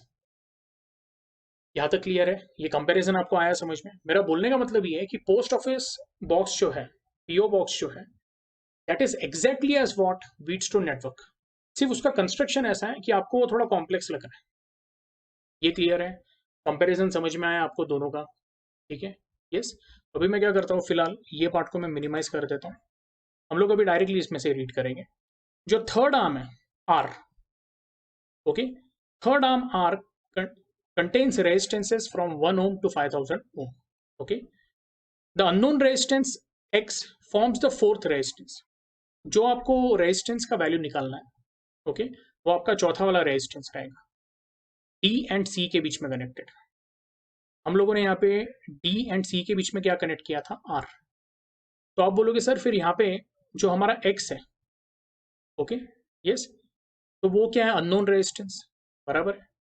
ओके, तो हमारा यहाँ पे इक्वेशन कैसा फॉर्म होगा, P upon Q is equal to S upon R. लेकिन यहाँ पे थोड़ा सा आपको ध्यान देना है, P और Q वैसे ही रहेगा, S के जगह पे क्या आएगा, ओके, S के जगह पे R आएगा और R के जगह पे क्या आएगा, X आएगा। जब हम लोग इसको लिखेंगे तो आपको ये और क्लियरली समझ में आएगा। अभी ये दोनों डायग्राम को अगर मैंने कंपेयर किया, ओके, तो मैं क्या बोलूंगा, the unknown resistance X forms the fourth resistance, and unknown resistance किसके बीच में कनेक्टेड है, point D and point C के बीच में। देखो ये आपका अननोन रेजिस्टेंस है, यहाँ तक क्लियर है, ओके, आई होप ये क्लियर है आपको, okay, fine. There are two tap keys K1 and K2, okay, the resistances in the arms P and Q are fixed to desired ratio. अब इसका मतलब क्या है, तो हम लोग बोलेंगे P and Q में आपके पास ऑप्शन है, दोनों में ही 10 ओम से लेके 100, 1000 ये सब अवेलेबल है, Q में भी 10, 100, 1000 ये अवेलेबल है। ये आपको सिलेक्ट करना है, ओके, कि आपको ये रेशो क्या चाहिए, 1:100 चाहिए या 1:10 चाहिए, तो आप वो सिलेक्ट कर सकते हो। P में आप 10 ओम या फिर 100 ओम रख सकते हो, Q में आप 1000 ओम रख सकते हो। 100:1000 कितना हो जाएगा, इट विल बिकम 1:10। यहाँ तक क्लियर है। और फिर हम लोग बोलते हैं the resistance in the arm R is adjusted so that the galvanometer shows no deflection. अब इसका मतलब क्या, हम लोगों ने जब P एंड Q एक बार ये सिलेक्ट कर दिया, P एंड Q सिलेक्ट करने के बाद, ओके, गैल्वेनोमीटर जो है वो किसको कनेक्टेड है, हम लोग बोलते हैं two point D, okay, galvanometer point D को कनेक्टेड है। आप यहाँ पे देखो, कर्सर की तरफ देखो, गैल्वेनोमीटर पॉइंट डी को कनेक्टेड है, एंड पॉइंट डी से क्या कनेक्टेड है, एक्स। क्या हम लोग एक्स को चेंज कर सकते हैं क्या, नहीं, ओके, तो हम लोग क्या बोलेंगे, पी एन क्यू हमारा एक तरह से फिक्स है, एक्स भी फिक्स है। अब हम लोग क्या करेंगे, आर जो है, ओके, आर के अलग अलग वैल्यूज हम लोग सिलेक्ट करेंगे, और आर के वैल्यू जो है वो वेरी होते हैं from 1 ohm to 5000 ohm, okay. तो ये जो है ना पीओ बॉक्स, उसमें ना ऐसे कीज रहते हैं, वो कीज इंसर्ट करके, ओके, आप जो है वो रेजिस्टेंस क्या कर सकते हो, सिलेक्ट कर सकते हो, यानी की रिमूव करके या इंसर्ट करके आप एक तरह से जो रेजिस्टेंस है वो क्या कर सकते हो, ओके, सिलेक्ट कर सकते हो, एक पर्टिकुलर वैल्यू क्या कर सकते हो, सिलेक्ट कर सकते हो, ओके। तो उन्होंने वही बोला हुआ है, the unknown resistance X is equal to what, R into Q upon P, okay, yes. अब यहाँ पे ये बात ध्यान में रखना है, the resistance in the arm R is adjusted so that the galvanometer shows no deflection in a balance condition, okay. तो अभी अगर मैं आपको ये इक्वेशन बताऊं कैसे आया मैं, ओके, तो मैं ये डायग्राम पे जाता हूँ, तो थोड़ा बड़ा कर देते हैं हम लोग। See we have basic condition P upon Q will be equal to what, S upon R, okay. अब P upon Q is equal to S upon R, ये जो है ना, ये ब्लैक कलर की जो है हम लोगों ने नेमिंग किए हुए, उस पर ध्यान देना है। P एन Q को मैं वैसे ही रखता हूँ, S के जगह पे क्या है, एक्चुअली पीओ बॉक्स में S के जगह पे R है, जो मैंने रेड से बताया, और R के जगह पे क्या है, X है। तो कहना है से इसको रीअरेंज किया तो आपको क्या मिलेगा, X is equal to what, R into Q upon P, okay. अब ये फॉर्मूला हम लोग एक बार हमारे इससे चेक कर लेते हैं, X is equal to R into Q upon P, okay. I hope अभी आपको आया समझ में। बेसिक सिंपल व्हीटस्टोन नेटवर्क का ही कंसेप्ट है, जहां पे हम लोग क्या बोल रहे हैं, okay, we are again going by the method of null deflection. यहाँ तक क्लियर है, ओके। अब यहाँ पे ध्यान में रखना है, the unknown resistance X equal to R into Q upon P, where P and Q are fixed resistances in the ratio arms and R is an adjustable known resistance. If L is the length of the wire and R is the radius, then the specific resistance of the material of the wire is given by the formula rho is equal to X into pi R square upon L, ठीक है, yes। अब इसमें एक और बात है, okay, कि अगर आपको सपोज ये जो हमारा फॉर्मूला है, ये फॉर्मूला यूज करके, ओके, हम लोग x का वैल्यू निकालेंगे। x क्या है? x is the unknown resistance. Okay, ये आपको दिख रहा है, x is the unknown resistance between point C and point D। अब रेजिस्टेंस यानी क्या होता है? Basically it is a length of wire. ये फिलहाल आप समझ लो, क्योंकि रेजिस्टेंस बेसिकली क्या है, it can be a coil type resistance also. मैंने आपको बताया था कॉइल टाइप रेजिस्टेंस यानी क्या, तो एक ही वायर के n नंबर ऑफ टर्न्स हम लोगों ने कम लेंथ में एडजस्ट कर लिए। तो ये जो पीओ बॉक्स है, it can also be used to determine what the property which is called as specific resistance. कैसे? एकदम सिंपल है। लेट अस से मैं बोलता हूँ कि जो लेंथ ऑफ वायर है that is L which has resistance X। अभी आपने X का वैल्यू पीओ बॉक्स से निकाला मैं, तो हम लोग बोलते हैं resistance of wire is equal to what, rho into L upon A। Rho is the specific resistance, can I say rho is nothing but X into A upon L। तो इस तरह से आप क्या करोगे यहाँ पे?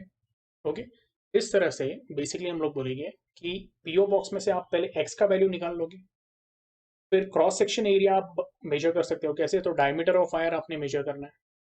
डायमीटर ऑफ वायर यानी डायमीटर ऑफ वायर मेजर करने के बाद आपको यहाँ पे क्या मिलेगा? ओके, लीस्ट सॉरी आपको यहाँ पे रेडियस मिलेगा।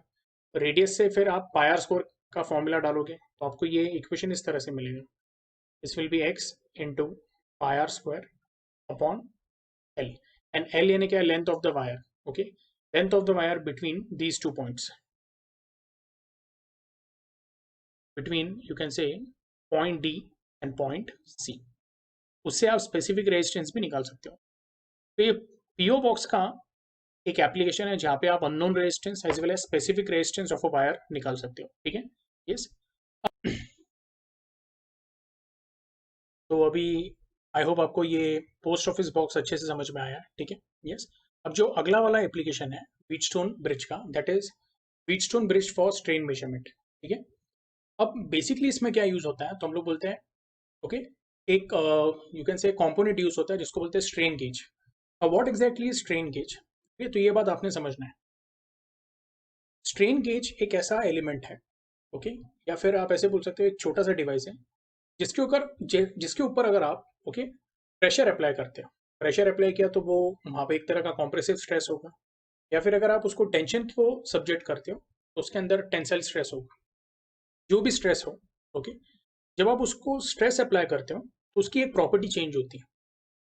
ओके, क्यों प्रॉपर्टी चेंज होती है? तो हम लोग बोलते हैं कि whenever you apply stress to strain gauge there is some strain।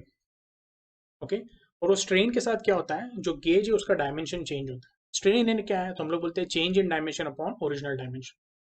So if there is some strain that is occurring, okay, it will actually give you what, change in dimension. और वो चेंज इन डायमेंशन की वजह से resistance क्या होता है? Change होता है। Okay, yes. तो हम लोग क्या बोलते हैं, strain gauges are commonly used for measuring the strain. Their electrical resistance is proportional to the strain in the device. Okay, in practical, या फिर आप ऐसे बोल सकते हो, the change in electrical resistance is proportional to the strain produced. Okay, yes. In practice, the range of strain gauge resistance is from 30 ohms to 3000 ohms. Okay, ये range के बीच में वो क्या करता है? ऑपरेट करता है। इसका मतलब जितना स्ट्रेन का वैल्यू ज्यादा रहेगा, ओके, हम लोग बोलेंगे रेजिस्टेंस भी क्या होगा? वैसा वैरी होगा।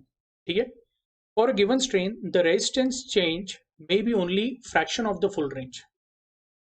ओके, बोलने का मतलब क्या है कि सपोज अगर मैंने कोई स्ट्रेन गेज के ऊपर प्रेशर अप्लाई किया और उसमें कुछ स्ट्रेस डेवलप हुआ, वो स्ट्रेस की वजह से स्ट्रेन डेवलप हुआ, तो जो रेजिस्टेंस चेंज होगा, ओके, कंपलसरी नहीं कि वो फुल रेंज होगा। फॉर एग्जाम्पल अभी 30 ओम्स से 3000 ओम्स, तो इसका रेंज कितना है? 3000 minus 30, that is going to be what, 2970 ohm. तो ये जो रेंज है, हमेशा ऐसा नहीं कि 2970 ओम का चेंज होने वाला है, वो 50 ओम्स का भी हो सकता है। यानी 30 ओम से रेजिस्टेंस चेंज होकर 80 ओम्स हो सकता है, या फिर 100 ओम्स हो सकता है।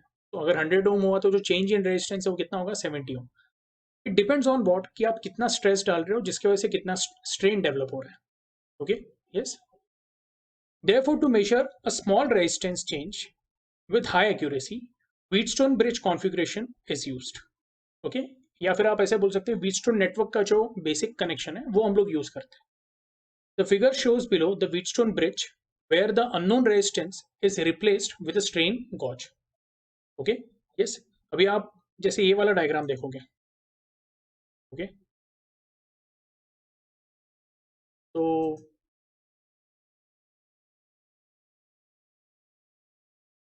मैं इरेज कर देता हूँ ये पार्ट को।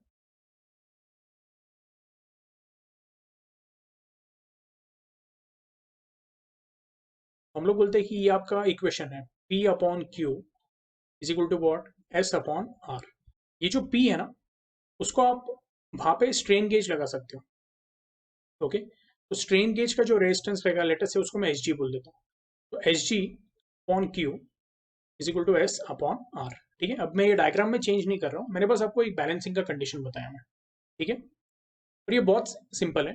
देखो, आप डिपेंड करता है कि आप कहाँ पे अप्लाई कर रहे हो। अभी जैसे मैंने ये वाला जो डायग्राम है, ओके, उसमें ए एंड सी को इस तरह से कनेक्ट किया हुआ है। आपका जो टेक्स्ट बुक का डायग्राम है स्ट्रेन गेज का, उसमें उन्होंने बी एंड डी को कनेक्ट किया है, और ए एंड सी के बीच में क्या कनेक्ट किया हुआ है, ओके, गैल्वेनोमीटर कनेक्ट किया है। ये आपके ऊपर है। हम लोगों ने ए एंड सी के बीच में कनेक्ट किया हुआ है, एंड बी एंड डी के बीच में क्या है, गैल्वेनोमीटर है। यहाँ पे उन्होंने क्या किया हुआ है, सी एंड डी के बीच में उन्होंने, ओके, यानी वर्टिकली जो वर्टिकल डायगोनल है, ओके, वो वर्टिकल डायगोनल के यहाँ पे उन्होंने ईएमएफ सोर्स कनेक्ट किया हुआ है, और जो हॉरिजॉन्टल डायगोनल है उसके बीच में उन्होंने गैल्वेनोमीटर कनेक्ट किया। जैसे भी पॉसिबल होगा वैसा कनेक्शन कर सकते हैं हम लोग, ठीक है। हाँ, लेकिन आपको बस वो रूल ध्यान में रखना है। फिर ऐसे केस में हम लोग बोलेंगे, ओके, अगर इस टाइप का कनेक्शन है, so R1 upon R2 will be equal to what, R3 upon RG, okay. यानी ये जो इक्वेशन है जो हम लोगों ने लिखा हुआ है, ओके, तो वो हो जाएगा आपका R1 upon R2 will be equal to what, R3 upon RG, where RG is what, तो हम लोग बोलेंगे जो भी आपका गेज है, स्ट्रेन गेज, उसका रेजिस्टेंस, ठीक है। Yes, anyway, the figure below shows the Wheatstone bridge where the unknown resistance is replaced with a strain gauge as shown in the figure. In these circuit, two resistors R1 and R2 are equal to each other, okay, and R3 is a variable resistor. अब R1 and R2 equal है, R3 क्या है, it is a variable resistance, okay. With no force applied to the strain gauge, rheostat is varied, and finally the position such that the voltmeter will indicate what, zero deflection, that is the bridge is balanced। इसका मतलब क्या, एकदम simple है। पहली बात, R1 and R2 हम लोग क्या कर रहे हैं, उसको इक्वल ले रहे हैं। तो R1 एंड R2 अगर इक्वल ले रहे हैं, ओके, तो बैलेंस कंडीशन इन्हें क्या, तो जहां पे गैल्वेनोमीटर हमें क्या बता रहा है, जीरो डिफ्लेक्शन बता रहा है। तो ऐसे बैलेंस कंडीशन देखो, यहाँ पे आपका ए एंड बी के बीच में गैल्वेनोमीटर होने वाला। बैलेंस कंडीशन में हम लोग क्या बोलते हैं, ओके, ये जो बी और ए है उसमें से कोई भी करंट फ्लो नहीं होगा। अब टेक्निकली देखो, करंट ऐसा फ्लो होने वाला है, आप लोगों ने कर्सर पे ध्यान देना है, ये पॉजिटिव से करंट इधर जाएगा, फिर यहाँ पे स्प्लिट होगा, फिर बी से लेके करंट ए की तरफ फ्लो होगा। लेकिन अगर बी एंड ए के बीच में कोई करंट फ्लो नहीं हो रहा है, तो हम लोग बोलेंगे ये जो गैप है ना, यहाँ पे गैल्वेनोमीटर कनेक्टेड है। तो इसका मतलब क्या है, आईजी का वैल्यू शून्य है, और आईजी का वैल्यू अगर शून्य है तो गैल्वेनोमीटर कितना दिखाएगा आपको, जीरो डिफ्लेक्शन। और बैलेंस कंडीशन कैसे ये करना है, तो इसमें पहला आपने क्या करना है, R1 R2 को इक्वल लेना है, ओके, और ये दो आप लोगों ने यहाँ पे एज इट इज अरेंज करना है। R3 को क्या करना है, आपने वेरी करना है, okay. Yes, so for balance condition हम लोग बोलते हैं R1 upon R2 is equal to R3 upon RG, okay. आप जो R3 है वो वेरिएबल रेजिस्टेंस, उसको वेरी करते करते आप क्या करोगे, बैलेंस कंडीशन लेके आओगे, यानी गैल्वेनोमीटर का जो रीडिंग रहेगा वो जीरो रीडिंग रहेगा, null deflection. But R1 and R2 equal है, तो मैं बोलूंगा, कैन आई से बेसिकली R3 जो वेरिएबल रेजिस्टेंस है उसके एक पर्टिकुलर वैल्यू जो रहेगा that will be equal to what, तो हम लोग बोलेंगे जो स्ट्रेन गेज है उसका रेजिस्टेंस, ओके। यस, तो ये पूरे इसमें जो नल डिफ्लेक्शन है, वो नल डिफ्लेक्शन में आपको क्या मिल रहा है, R3, ध्यान से सुनो, R3 is equal to what, RG। But एक और बात है, जब ये पूरा एक्सपेरिमेंट कर रहे हैं ना हम लोग, तो ये जो गेज है उसके ऊपर कोई भी हम लोगों ने कॉम्प्रेसिव या टेंसाइल स्ट्रेस डाला हुआ नहीं है। तो यहाँ पे जीरो क्या है, हम लोग बोलेंगे जीरो स्ट्रेस है, ओके। वही आपको यहाँ पे दिया हुआ है, with no force applied to the strain gauge, rheostat is varied, and finally positioned such that the voltmeter will indicate zero deflection, okay. The strain at this condition represents the zero of the gauge, यानी एक तरह से हम लोग क्या बोलेंगे कि जो जीरो डिफ्लेक्शन है वो आपको कब मिला है, जब आपने जो स्ट्रेन है, स्ट्रेन गेज के ऊपर का, वो जीरो रखा हुआ है। क्यों जीरो है? तो भाई आप कोई फोर्स ही अप्लाई नहीं कर रहे हो, फोर्स अप्लाई नहीं कर रहे हो तो कोई स्ट्रेस नहीं होगा, और स्ट्रेस नहीं होगा तो कोई स्ट्रेन नहीं होगा। यानी ये दोनों कंडीशंस पैरेलल हो रही है, साथ में हो रही है, नल डिफ्लेक्शन भी।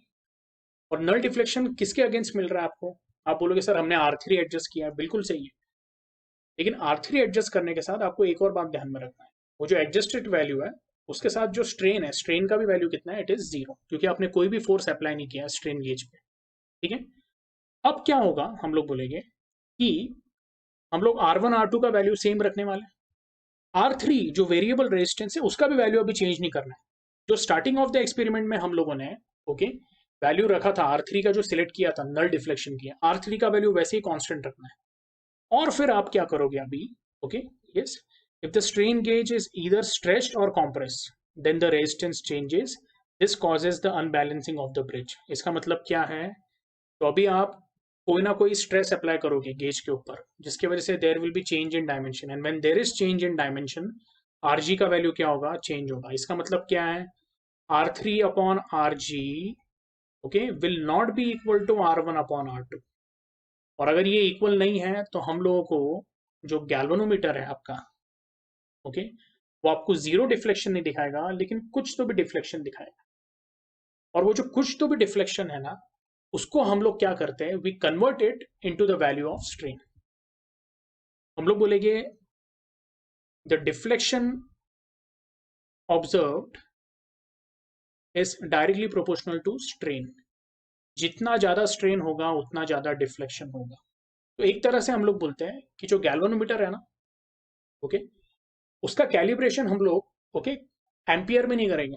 हम लोग डायरेक्टली वहां पे जो पॉइंटर रहेगा ना, पॉइंटर के सामने हम लोग ना स्ट्रेन के वैल्यूज लिखेंगे। 5 लेटेस्ट स्ट्रेन अभी क्या है, तो हम लोग बोलते हैं देखो एकदम सिंपल है, स्ट्रेन या फिर स्ट्रेस की भी वैल्यू बता सकते हैं। स्ट्रेन का तो कोई यूनिट नहीं होता है, ये आपको आ रहा है क्या समझ में? Because it is change in dimension upon original dimension, जैसे change in length upon original length. Okay and we say strain is proportional to what? Stress. ये आपको पता है, stress is proportional to strain. You can say strain is also proportional to stress. So if deflection is proportional to strain and strain is proportional to stress, can I say deflection actually किसके ऊपर dependent है? एक तरह से stress पे dependent है। तो ये प्रॉपर्टी यूज करके हम डायरेक्टली क्या कर सकते हैं, जो डिफ्लेक्शन है वो डिफ्लेक्शन को हम लोग, जो भी डिफ्लेक्शन रहेगा डायरेक्टली उसको कैलिब्रेट करेंगे in the terms of stress. और स्ट्रेस का जो यूनिट होता है वो होता है न्यूटन पर मीटर स्क्वायर। ओके यस, तो हम लोग बोलेंगे if the strain gauge is either stretched or compressed, then the resistance changes. This causes the unbalancing of the bridge. This produces a voltage indication or voltmeter which corresponds to the strain change. Okay.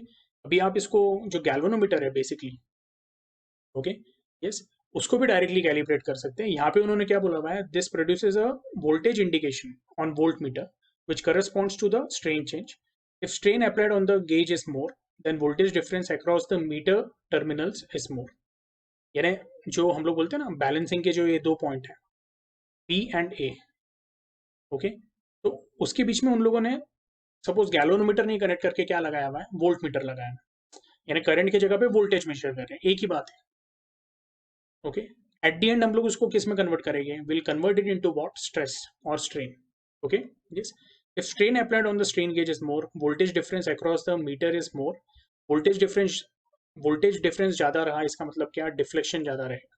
And if strain is zero, then the bridge balances and the meter shows zero reading. This is the application of precise resistance measurement, okay, using a Wheatstone bridge.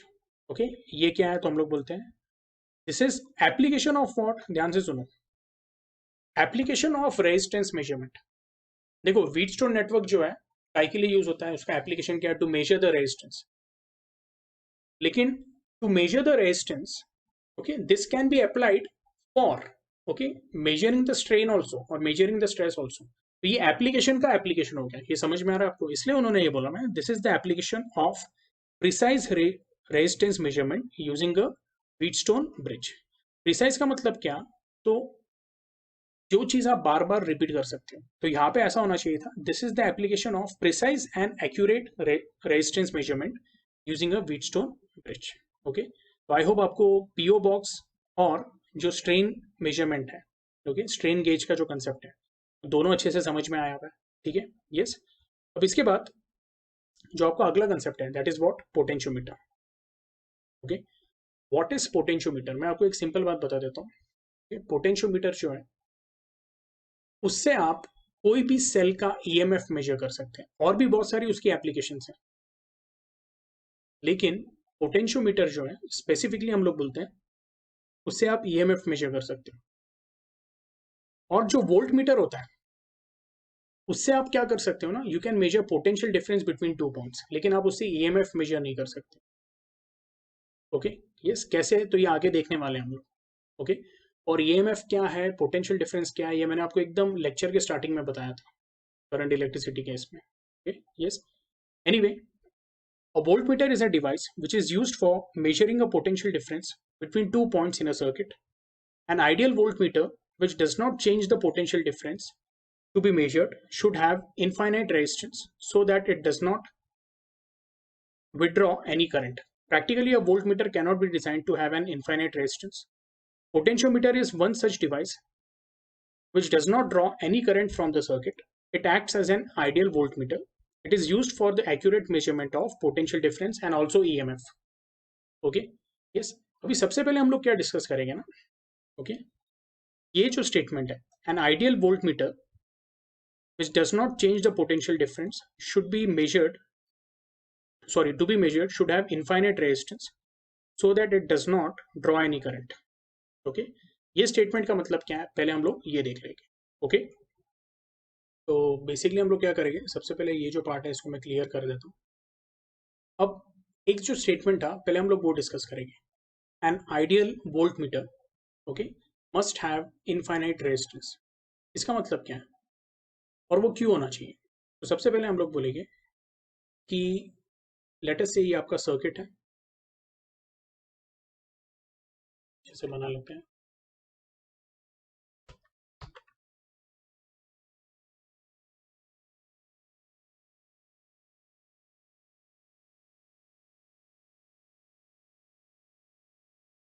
तो what we are saying is, एक external resistance है R, एक EMF connect किया है हम लोगों ने ई, late us से सेल का इंटरनल रेजिस्टेंस स्मॉल आर है, यहाँ पे एक की लगाया हुआ है, प्लग की है, और इस तरह से सर्किट हम लोगों ने जोड़ा हुआ है, कनेक्ट किया।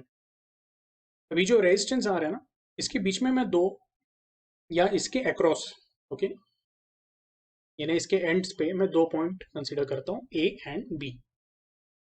तो यहाँ पे वोल्टेज अगर आपको मेजर करना है या पोटेंशियल ड्रॉप मेजर करना है between point A and B, या फिर पोटेंशियल डिफरेंस मेजर करना है between point A and B, तो आप क्या बोलोगे? सर बहुत सिंपल है, V A B is equal to what? अगर आप ओम्स लॉ लगाते हो तो करंट आई इंटू आर। इसका मतलब क्या? आप बोलोगे सर आप एक काम करो, आप यहाँ पे एक एममीटर लगा दो। ये एममीटर क्या करेगा ना, करंट मेजर करेगा, और ये जो करंट है ना, जो आई फ्लो होने वाला है, वो आई हम लोग आर से मल्टीप्लाई करेंगे, हमें क्या मिलेगा? Voltage between point A and B, या वोल्टेज अक्रॉस रेजिस्टेंस आर, बराबर है। लेकिन ऐसे समझ लो कि मेरे पास एम मीटर नहीं है, ओके, और मुझे, ओके, रेजिस्टेंस आर का भी वैल्यू पता नहीं, ऐसा सोच लो। या मेरे पास एम मीटर तो है लेकिन आर का वैल्यू मुझे पता नहीं, तो ऐसे इसमें वोल्टेज अक्रॉस रेजिस्टर आर कैसे मेजर करेंगे, या potential difference between point A and B कैसे मेजर करेंगे? तो it is measured with the help of what?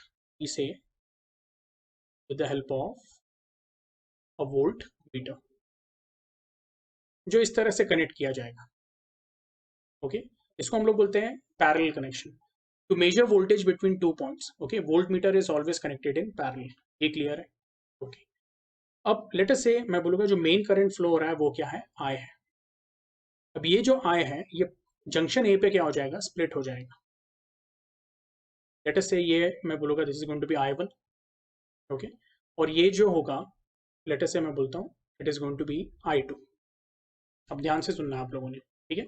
Yes, तो हम लोग बोलेंगे I is equal to what, I1 plus I2 by Kirchhoff's current law. Yes, ये तो आपको अभी समझ में आ गया।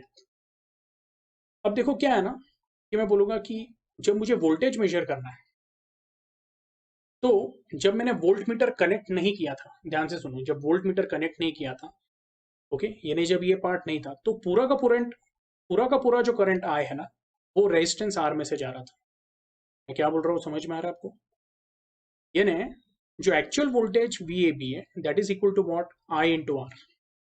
लेकिन जब मैंने वोल्ट मीटर कनेक्ट किया ना, तो इससे क्या हुआ ना, वोल्ट मीटर ने जो मेन सर्किट है वहां पे एक जंक्शन बना दिया, और वो जंक्शन क्या हो गया, दैट इज वो junction A. And junction A पे करंट क्या हो गया, डिवाइड हो गया as I1 and I2। And junction A पे जब करंट डिवाइड हुआ I1 एंड I2, तो मैं बोलूंगा अभी जो VAB की वैल्यू मुझे वोल्ट मीटर बताएगा, वो रियल में क्या रहने वाला है, it is not going to be I into R, यानी एक्चुअल वैल्यू नहीं रहेगी, that will be I1 into R. यानी हमें मेजर करना था I इंटू आर, लेकिन आपको वोल्ट मीटर क्या बताएगा, I1 इंटू आर। ठीक है, तो ये सब जो है डिस्कशन, ये स्टार्ट कहाँ से हुआ, N ideal volt metre must have infinite resistance. ये स्टेटमेंट जो था वो मुझे डिस्कस करना था, और इसलिए मैं ये सब आपको एक्सप्लेनेशन दे रहा हूँ। अब ये क्यों है, ये पॉइंट पे आते हैं हम। अगर मैं बोलता हूँ कि वोल्ट मीटर का रेजिस्टेंस जो है आर, उसका वैल्यू बहुत ज्यादा है, लेट अस से जो वोल्ट मीटर का रेजिस्टेंस है ना, उसको मैं आरवी बोल देता हूँ। सपोज आरवी का वैल्यू बहुत ज्यादा है एज कम्पेयर टू आर, यानी आर का वैल्यू लेट अस से आर अगर 10 ओम है, उसके कंपैरिजन में आरवी जो है ना, मैं बोलता हूँ इट इज 10,000 ओम। देखो कोई भी चीज इनफाइनाइट तो नहीं रहेगी, लेकिन मैं बोलता हूँ कि जो वोल्ट मीटर है वो क्या है, उसका मैंने रेजिस्टेंस बहुत हाई रखा है, 10,000 ओम। 10,000 ओम यानी कितना, 10 किलो ओम रखा है। ओके, ऐसे केस में क्या होगा, ये अभी आपने ध्यान से सुनना है। मैं बोलूंगा कि मैक्सिमम करंट जो है ना, यानी 99% current, it will flow through what, okay, through the first part. यानी मेरा बोलने का मतलब क्या है, if RV is very much greater than R, R क्या है, तो जिसके बीच, जिसके अक्रॉस हमें पोटेंशियल डिफरेंस मेजर करना है। यदि वोल्ट मीटर का रेजिस्टेंस बहुत ज्यादा है, एकदम सिंपल है ना, अगर मैं ट्रैफिक का लॉजिक लगाता हूँ, ओके, यस, अगर आप दो रास्ते आपके पास अवेलेबल है, लेकिन एक रास्ता जो है, ओके, उस पर बहुत सारे क्या है, अड़चन है, वहाँ पे ट्रैफिक जैम हुई हुई है, या वहाँ पे बहुत सारे खड्डे हैं, तो आप क्या करोगे, सेकंड वाला जो रास्ता है वो चूज करोगे। क्यों? तो वहाँ पे आपको रेजिस्टेंस या अपोजिशन जो रहेगा गाड़ियों को, वो एकदम कम रहने वाला है, तो you will select what, a smooth part. इसी तरह से यहाँ पे जो करंट आएगा, करंट यानी क्या है बेसिकली, तो हम लोग बोल रहे हैं चार्ज है, ओके। वो चार्ज क्या बोलेगा कि मैक्सिमम हम लोग ना ये वाले रास्ते से जाते हैं, जो आपका फर्स्ट पाथ है, ओरिजिनल पाथ। ऐसे केस में हम लोग क्या बोलेंगे, ओके, I1 का जो वैल्यू रहेगा ना, that will be approximately equal to I, and I2 will be very negligible, या वेरी लेस बोलूंगा मैं। ओके, सो वी कैन से I1 is actually equal to 99% of I। Okay, तो आपको एक तरह का सॉल्यूशन मिल गया। यदि आप रेजिस्टेंस ऑफ वोल्ट मीटर एकदम बढ़ा देते हो, ओके, तो हम लोग बोलते हैं I1 is approximately equal to I। आप जो मेजर करोगे वो क्या रहेगा, I1 into R, which will be approximately equal to I into R. यानी एक तरह से जो ओरिजिनल वोल्टेज आपको मेजर करना था, वही आप मेजर करोगे। लेकिन रियल कंडीशन में हम लोग बोलेंगे कि ऐसा होता नहीं है। जो लेटर से ये जो है ना, इसको मैं बोल देता हूँ VAB डैश। रियल में अगर वोल्टेज VAB है ना, तो आप जो भी वोल्टेज मेजर करोगे ना, उसका थोड़ा सा वैल्यू कम ही रहेगा, यानी always VAB will be greater than VAB dash. लेकिन अगर आपने अच्छा वोल्ट मीटर यूज किया हुआ है, तो VAB का approximately value will be equal to VAB dash. यानी एक्चुअल लेटर से VAB अगर 12 वोल्ट है, तो आपको VAB डैश का जो वैल्यू मिलेगा वो मिलेगा 11.98 वोल्ट, 12 वोल्ट के आसपास। ये आपको आ रहा है समझ में? ओके, लेकिन ये कब पॉसिबल है, हम लोग बोलेंगे when RV is very much greater then R। ठीक है, और इसलिए एक ऐसा स्टेटमेंट है कि N ideal volt metre must have infinite resistance. अब सोचो आप कि आरवी का वैल्यू अगर इनफाइनाइट हो गया, okay, is equal to infinity, इसका मतलब बहुत ज्यादा हो गया वैल्यू। तो हम लोग बोलेंगे I2 फ्लो ही नहीं होगा, तो पूरा का पूरा करंट क्या हो जाएगा, it will flow through I1। तो व्हेन RV इज इन्फिनिटी, हम लोग बोलेंगे I1 is exactly equal to I। और ऐसे केस में आप जो वोल्टेज मेजर करोगे VAB dash, that will be equal to VAB। लेकिन ये जो कंडीशन है ना, दिस इज हाइपोथेटिकल कंडीशन। कभी भी वोल्ट मीटर आपको एकदम एक्यूरेट या एग्जैक्ट वैल्यू नहीं बता पाता है। उसका कारण वही है कि कुछ ना कुछ करंट तो वो ड्रॉ करेगा ही। Okay, yes. तो हम लोग क्या कर सकते हैं, जो वो करंट ड्रॉ कर रहा है ना, उसका वैल्यू मिनिमम से मिनिमम कर सकते हैं। जैसे मैंने अगर आपको बोला I1 इज 99% ऑफ I, मैं बोलूँगा कि जो करंट वो विड्रॉ कर रहा है that will B 1% of I। ये 1% को भी हम लोग और कम कर सकते हैं, I2 को हम लोग 0.01% कर सकते हैं ऑफ I। तो आपका एक्यूरेसी क्या होते जाएगा, बढ़ते जाएगा। लेकिन कोई भी कंडीशन में हम लोग बोलेंगे कुछ ना कुछ एरर तो रहने ही वाला है। ये आपको आया समझ में? ठीक है, ये पार्ट को थोड़ा सा मैं अभी इरेज कर देता हूँ। Will go back to the text book. Again मैं रीड करता हूँ। An ideal volt meter which does not change the potential difference to be measured should have infinite resistance so that it does not draw any current. Okay, I hope ये point समझा आपको। Practically a volt meter cannot be design to have infinite resistance, हो ही नहीं सकता है। Okay, इसलिए फिर हम लोग बोलते हैं उसको एक ऑप्शन क्या है, that is potentiometer. Potentiometer is one such device which does not draw any current from the circuit. It acts as an ideal voltmeter. क्यों, कैसे, ओके, वो हम लोग आगे देखेंगे। It is used for accurate measurement of potential difference. It can also be used to measure the EMF. Volt meter से आप कभी भी EMF मेजर नहीं कर सकते हो। ओके, अब वोल्ट मीटर जो है, लेट अस से ये वाला डायग्राम मैं वापस लेके आता हूँ। ये वोल्ट मीटर जो है, सपोज आपने लेट अस से ये पॉइंट X है और ये पॉइंट Y है। अगर ये वोल्ट मीटर आपने यहाँ से निकाल दिया, ठीक है, और आप क्या बोलोगे, सर एक काम करते हैं, डायरेक्टली हम लोग है ना बैटरी का ईएमएफ मेजर करते हैं। तो ईएमएफ मेजर करने के लिए आप ये इधर लगा दोगे, लेकिन इससे भी आप क्या मेजर करोगे ना, VXY मेजर करोगे, voltage across point X and Y। इसमें आप वो मेजर नहीं कर सकते हो, क्योंकि ईएमएफ में क्या है ना, हम लोग बोलते हैं that is I into capital R plus I into small r। ये जो फैक्टर है ना, I into small r, I into internal resistance. Okay, ये क्यों नहीं मेजर कर सकते हो, ये इंटरनल रेजिस्टेंस R जो है ना, वो सेल के अंदर है। ये आपको आ रहा है समझ में? ये अपने आप में एक यूनिट है, ऐसे बाहर की तरफ नहीं है। ये मैंने डायग्राम में पहले ही बना देना चाहिए था। यस, ये अभी आपको दिखा रहा हूँ मैं। आई होप ये आपको आया समझ में। ओके, तो ये जो इंटरनल रेजिस्टेंस है, ये it is inside the cell.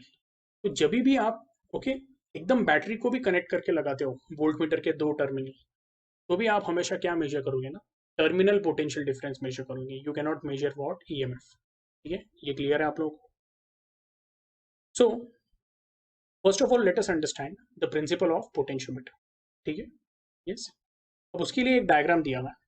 There is a cell, okay, battery बोलो सेल बोलो, of EMF E, internal resistance R, okay, yes, और एक लंबी वायर कनेक्ट की हुई हम लोगों ने।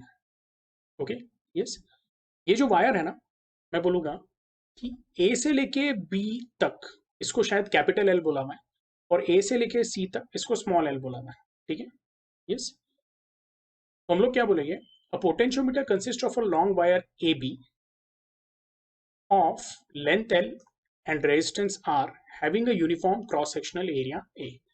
यानी पोटेंशियोमीटर क्या है, basically it is a long wire जिसको हम लोगों ने n नंबर ऑफ टर्न्स दिए। ठीक है, जैसे आप यहाँ पे देख सकते हो, देखो ए एंड बी जो है, लंबा होने के कारण हम लोग क्या बोलेंगे, या लंबी होने के कारण, ओके, इसको हम लोग क्या करते हैं, n नंबर ऑफ टर्न्स देते हैं। मैं इसको लूप तो नहीं बोलूंगा, क्योंकि लूप यानी कंप्लीट होता है। यहाँ पे हम लोगों ने इसको n नंबर ऑफ टर्न्स दिए हैं। ठीक है, a potentiometer consists of a long wire AB of length L and resistance capital R having uniform cross-sectional area A, a cell of EMF E, again ये जो है ना शब्द normally capital E use करो, okay, having internal resistance R is connected across AB as shown in the figure। when the circuit is switched on, current I passes through the wire and the current through AB I is given by E upon R plus R. अब ये formula कैसे आया हुआ है current I का, मैंने आपको यहाँ पे बताया हुआ है, ये वाला देखो, EMF E is equal to what, okay, voltage drop across external resistance plus voltage drop across internal resistance. इसमें से I कॉमन ले लिया, I into bracket capital R plus small r. So can I say I will be equal to what, E upon capital R plus small r. ठीक है, anyway इसको मैं थोड़ा सा क्या करता हूँ, वेरियस करता हूँ, ये इक्वेशन इस तरह से लिख देता हूँ, I is equal to E upon capital R plus small r. ठीक है, potential difference across AB will be what. अब हम लोग क्या बोल रहे हैं कि आपका यहाँ पे जो एक्सटर्नल रेजिस्टेंस है ना, ये कोई एक्सक्लूसिव अलग से रेजिस्टेंस में लाके लगाया नहीं है. यानी क्या किया है हम लोगों ने, तो मैं आपको यहाँ पे डायग्राम बता देता हूँ. एक बैटरी है, ओके, ये बैटरी जो है इसका इंटरनल रेजिस्टेंस है स्मॉल r. इसको कभी भी हम लोग ना ऐसे डॉटेड ब्लॉक में दिखाते हैं to show that small r is inside the cell. इसका EMF क्या है, E है. यहां से हमारा पोटेंशियोमीटर का वायर स्टार्ट होता है लाइक दिस. कुछ मैंने ऐसे टर्न्स दिखा दिए. This is your point B. Point B को हम लोगों ने कनेक्ट कर दिया. अब ये जो लेंथ ऑफ वायर है that is L and against this length हम लोग बोलते हैं वायर यूनिफॉर्म है. हम लोग बोलते हैं कि ये जो वायर रहेगा इसका जो ओवरऑल रेजिस्टेंस है that is what, capital R. Okay, तो हम लोग बोलेंगे कि अगर मैं सिर्फ पोटेंशियल डिफरेंस की बात करूं between point A and B, तो मैं बोलूंगा लेट अस से जो करंट I फ्लो हो रहा है, तो by ohm's law definitely point A is at higher potential as compared to point B. Therefore, VAB, यानी voltage या potential difference between A and B is given by what? I into R. Okay, ये आपको आ रहा है समझ में? You can say this I is nothing but E upon R plus R into R. Let us say this was your equation 1 and this is your equation 2. ठीक है? ये आपको यहाँ पे भी दिया हुआ है, देखो. ये समझे आपको? ठीक है? Now, we'll say therefore the potential difference per unit length of the wire will be equal to what, VAB upon L. यानी क्या हो रहा है ना, potential difference per unit length का मतलब क्या, तो पॉइंट ए से जैसे जैसे हम लोग जाएंगे ना, हर पॉइंट पे पोटेंशियल कम होते जाता है. बोलने का मतलब क्या, let us say this is X Y Z, let us say this is W. मैं ऐसा बोलना चाहता हूँ VA और VX. आप बोलोगे सर बहुत पास में, दोनों का वैल्यू सेम ही रहेगा. नहीं, सेम नहीं रहेगा. VA एंड VX सिमिलर होगा लेकिन सेम नहीं होगा. VA का वैल्यू ज्यादा होगा एज कम्पेयर टू X. क्यों? क्योंकि करंट फ्लो हो रहा है from point A to X. Current flow हो रहा है from point X to Y, यानी X is at higher potential as compare to Y. Current flow हो रहा है from Y to Z. Y is at higher potential as compare to Z. ये आपको आ रहा है समझ में? बोलने का मतलब है VA is greater than VX, greater than VY, greater than VZ, greater than VW, greater than VB. तो मैं बोलूँगा VA is greater than VB, लेकिन उसके बीच में जितने भी पॉइंट्स हैं हर पॉइंट पे पोटेंशियल कम होते जा रहा है, इसलिए तो करंट फ्लो हो रहा है. इसको हम लोग क्या बोलते हैं, we call it as potential drop. क्या मैं बोल सकता हूँ कि जैसे जैसे लेंथ बढ़ रही है there is fall in potential. So यहाँ पे हम लोग एक पैरामीटर डिफाइन करते हैं, potential difference between point A and B is also called as potential drop. और ये पोटेंशियल ड्रॉप जो है बिटवीन दीज टू पॉइंट्स, इसमें जो लेंथ ऑफ वायर है दैट इज व्हाट, कैपिटल. तो VAB upon L is equal to what, E upon R plus small r into capital R upon L. ये जो equation है इसको मैंने क्या किया, L से डिवाइड कर दिया, and this is nothing but called as K. अब ये जो K है वो क्या है वो डिस्कस करेंगे, लेकिन उसके पहले हम लोग क्या बोलेंगे, एकदम सिंपल है. As long as the EMF E या एप्सिलॉन जैसा दिया हुआ है उन्होंने, okay, of the cell remains constant. अगर E कांस्टेंट है, resistance of the wire is also constant, length of the wire is also constant, internal resistance of the cell is also constant. तो क्या मैं बोल सकता हूँ RHS की हर एक टर्म है, एप्सिलॉन बोलो या E बोलो, वो कांस्टेंट है, कैपिटल R कांस्टेंट है, कैपिटल L कांस्टेंट है, स्मॉल r कांस्टेंट है. अपने आप में ये जो पूरा टर्म है, कैन आई से दिस एंटायर टर्म, अच्छे से सेलेक्ट कर लेते ठीक है, ये जो RHS पे आपको टर्म दिख रहा है, ये पूरा का पूरा क्या है, इट इज कांस्टेंट। तो we can say VAB upon L is actually constant, जो मैंने आपको यहाँ पे बताया हुआ है, K, and this K is called as what, potential gradient.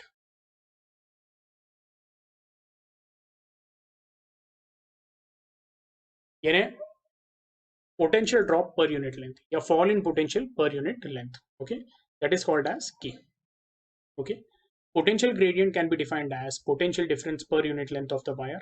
Okay, let us say A and B के बीच में एक random point लिया हम लोगों ने C, which is at distance L. तो ऐसे केस में हम लोग क्या बोलेंगे, okay, consider a point C on the wire at distance L from point A as shown in the figure. The potential difference between point A and C is what? तो हम लोग बोलेंगे that will be VAC is equal to K into L।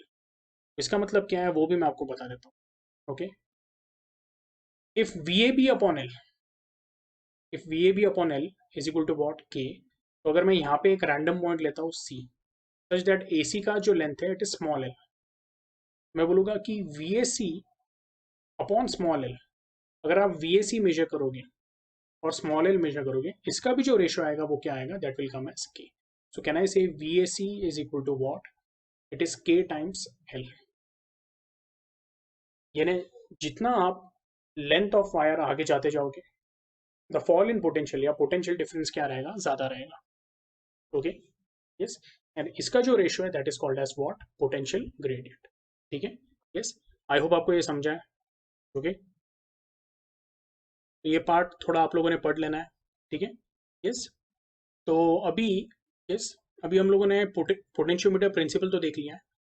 Uses of potentiometer जो है, okay, वो हम लोग क्या करेंगे अगले लेक्चर में देखेंगे। ठीक है, यस, तो इसके जितने भी एप्लीकेशन है, यूजेस हैं, ओके, बहुत ईजी है, बहुत इंटरेस्टिंग है, वो भी आपको आ जाएगा समझ में।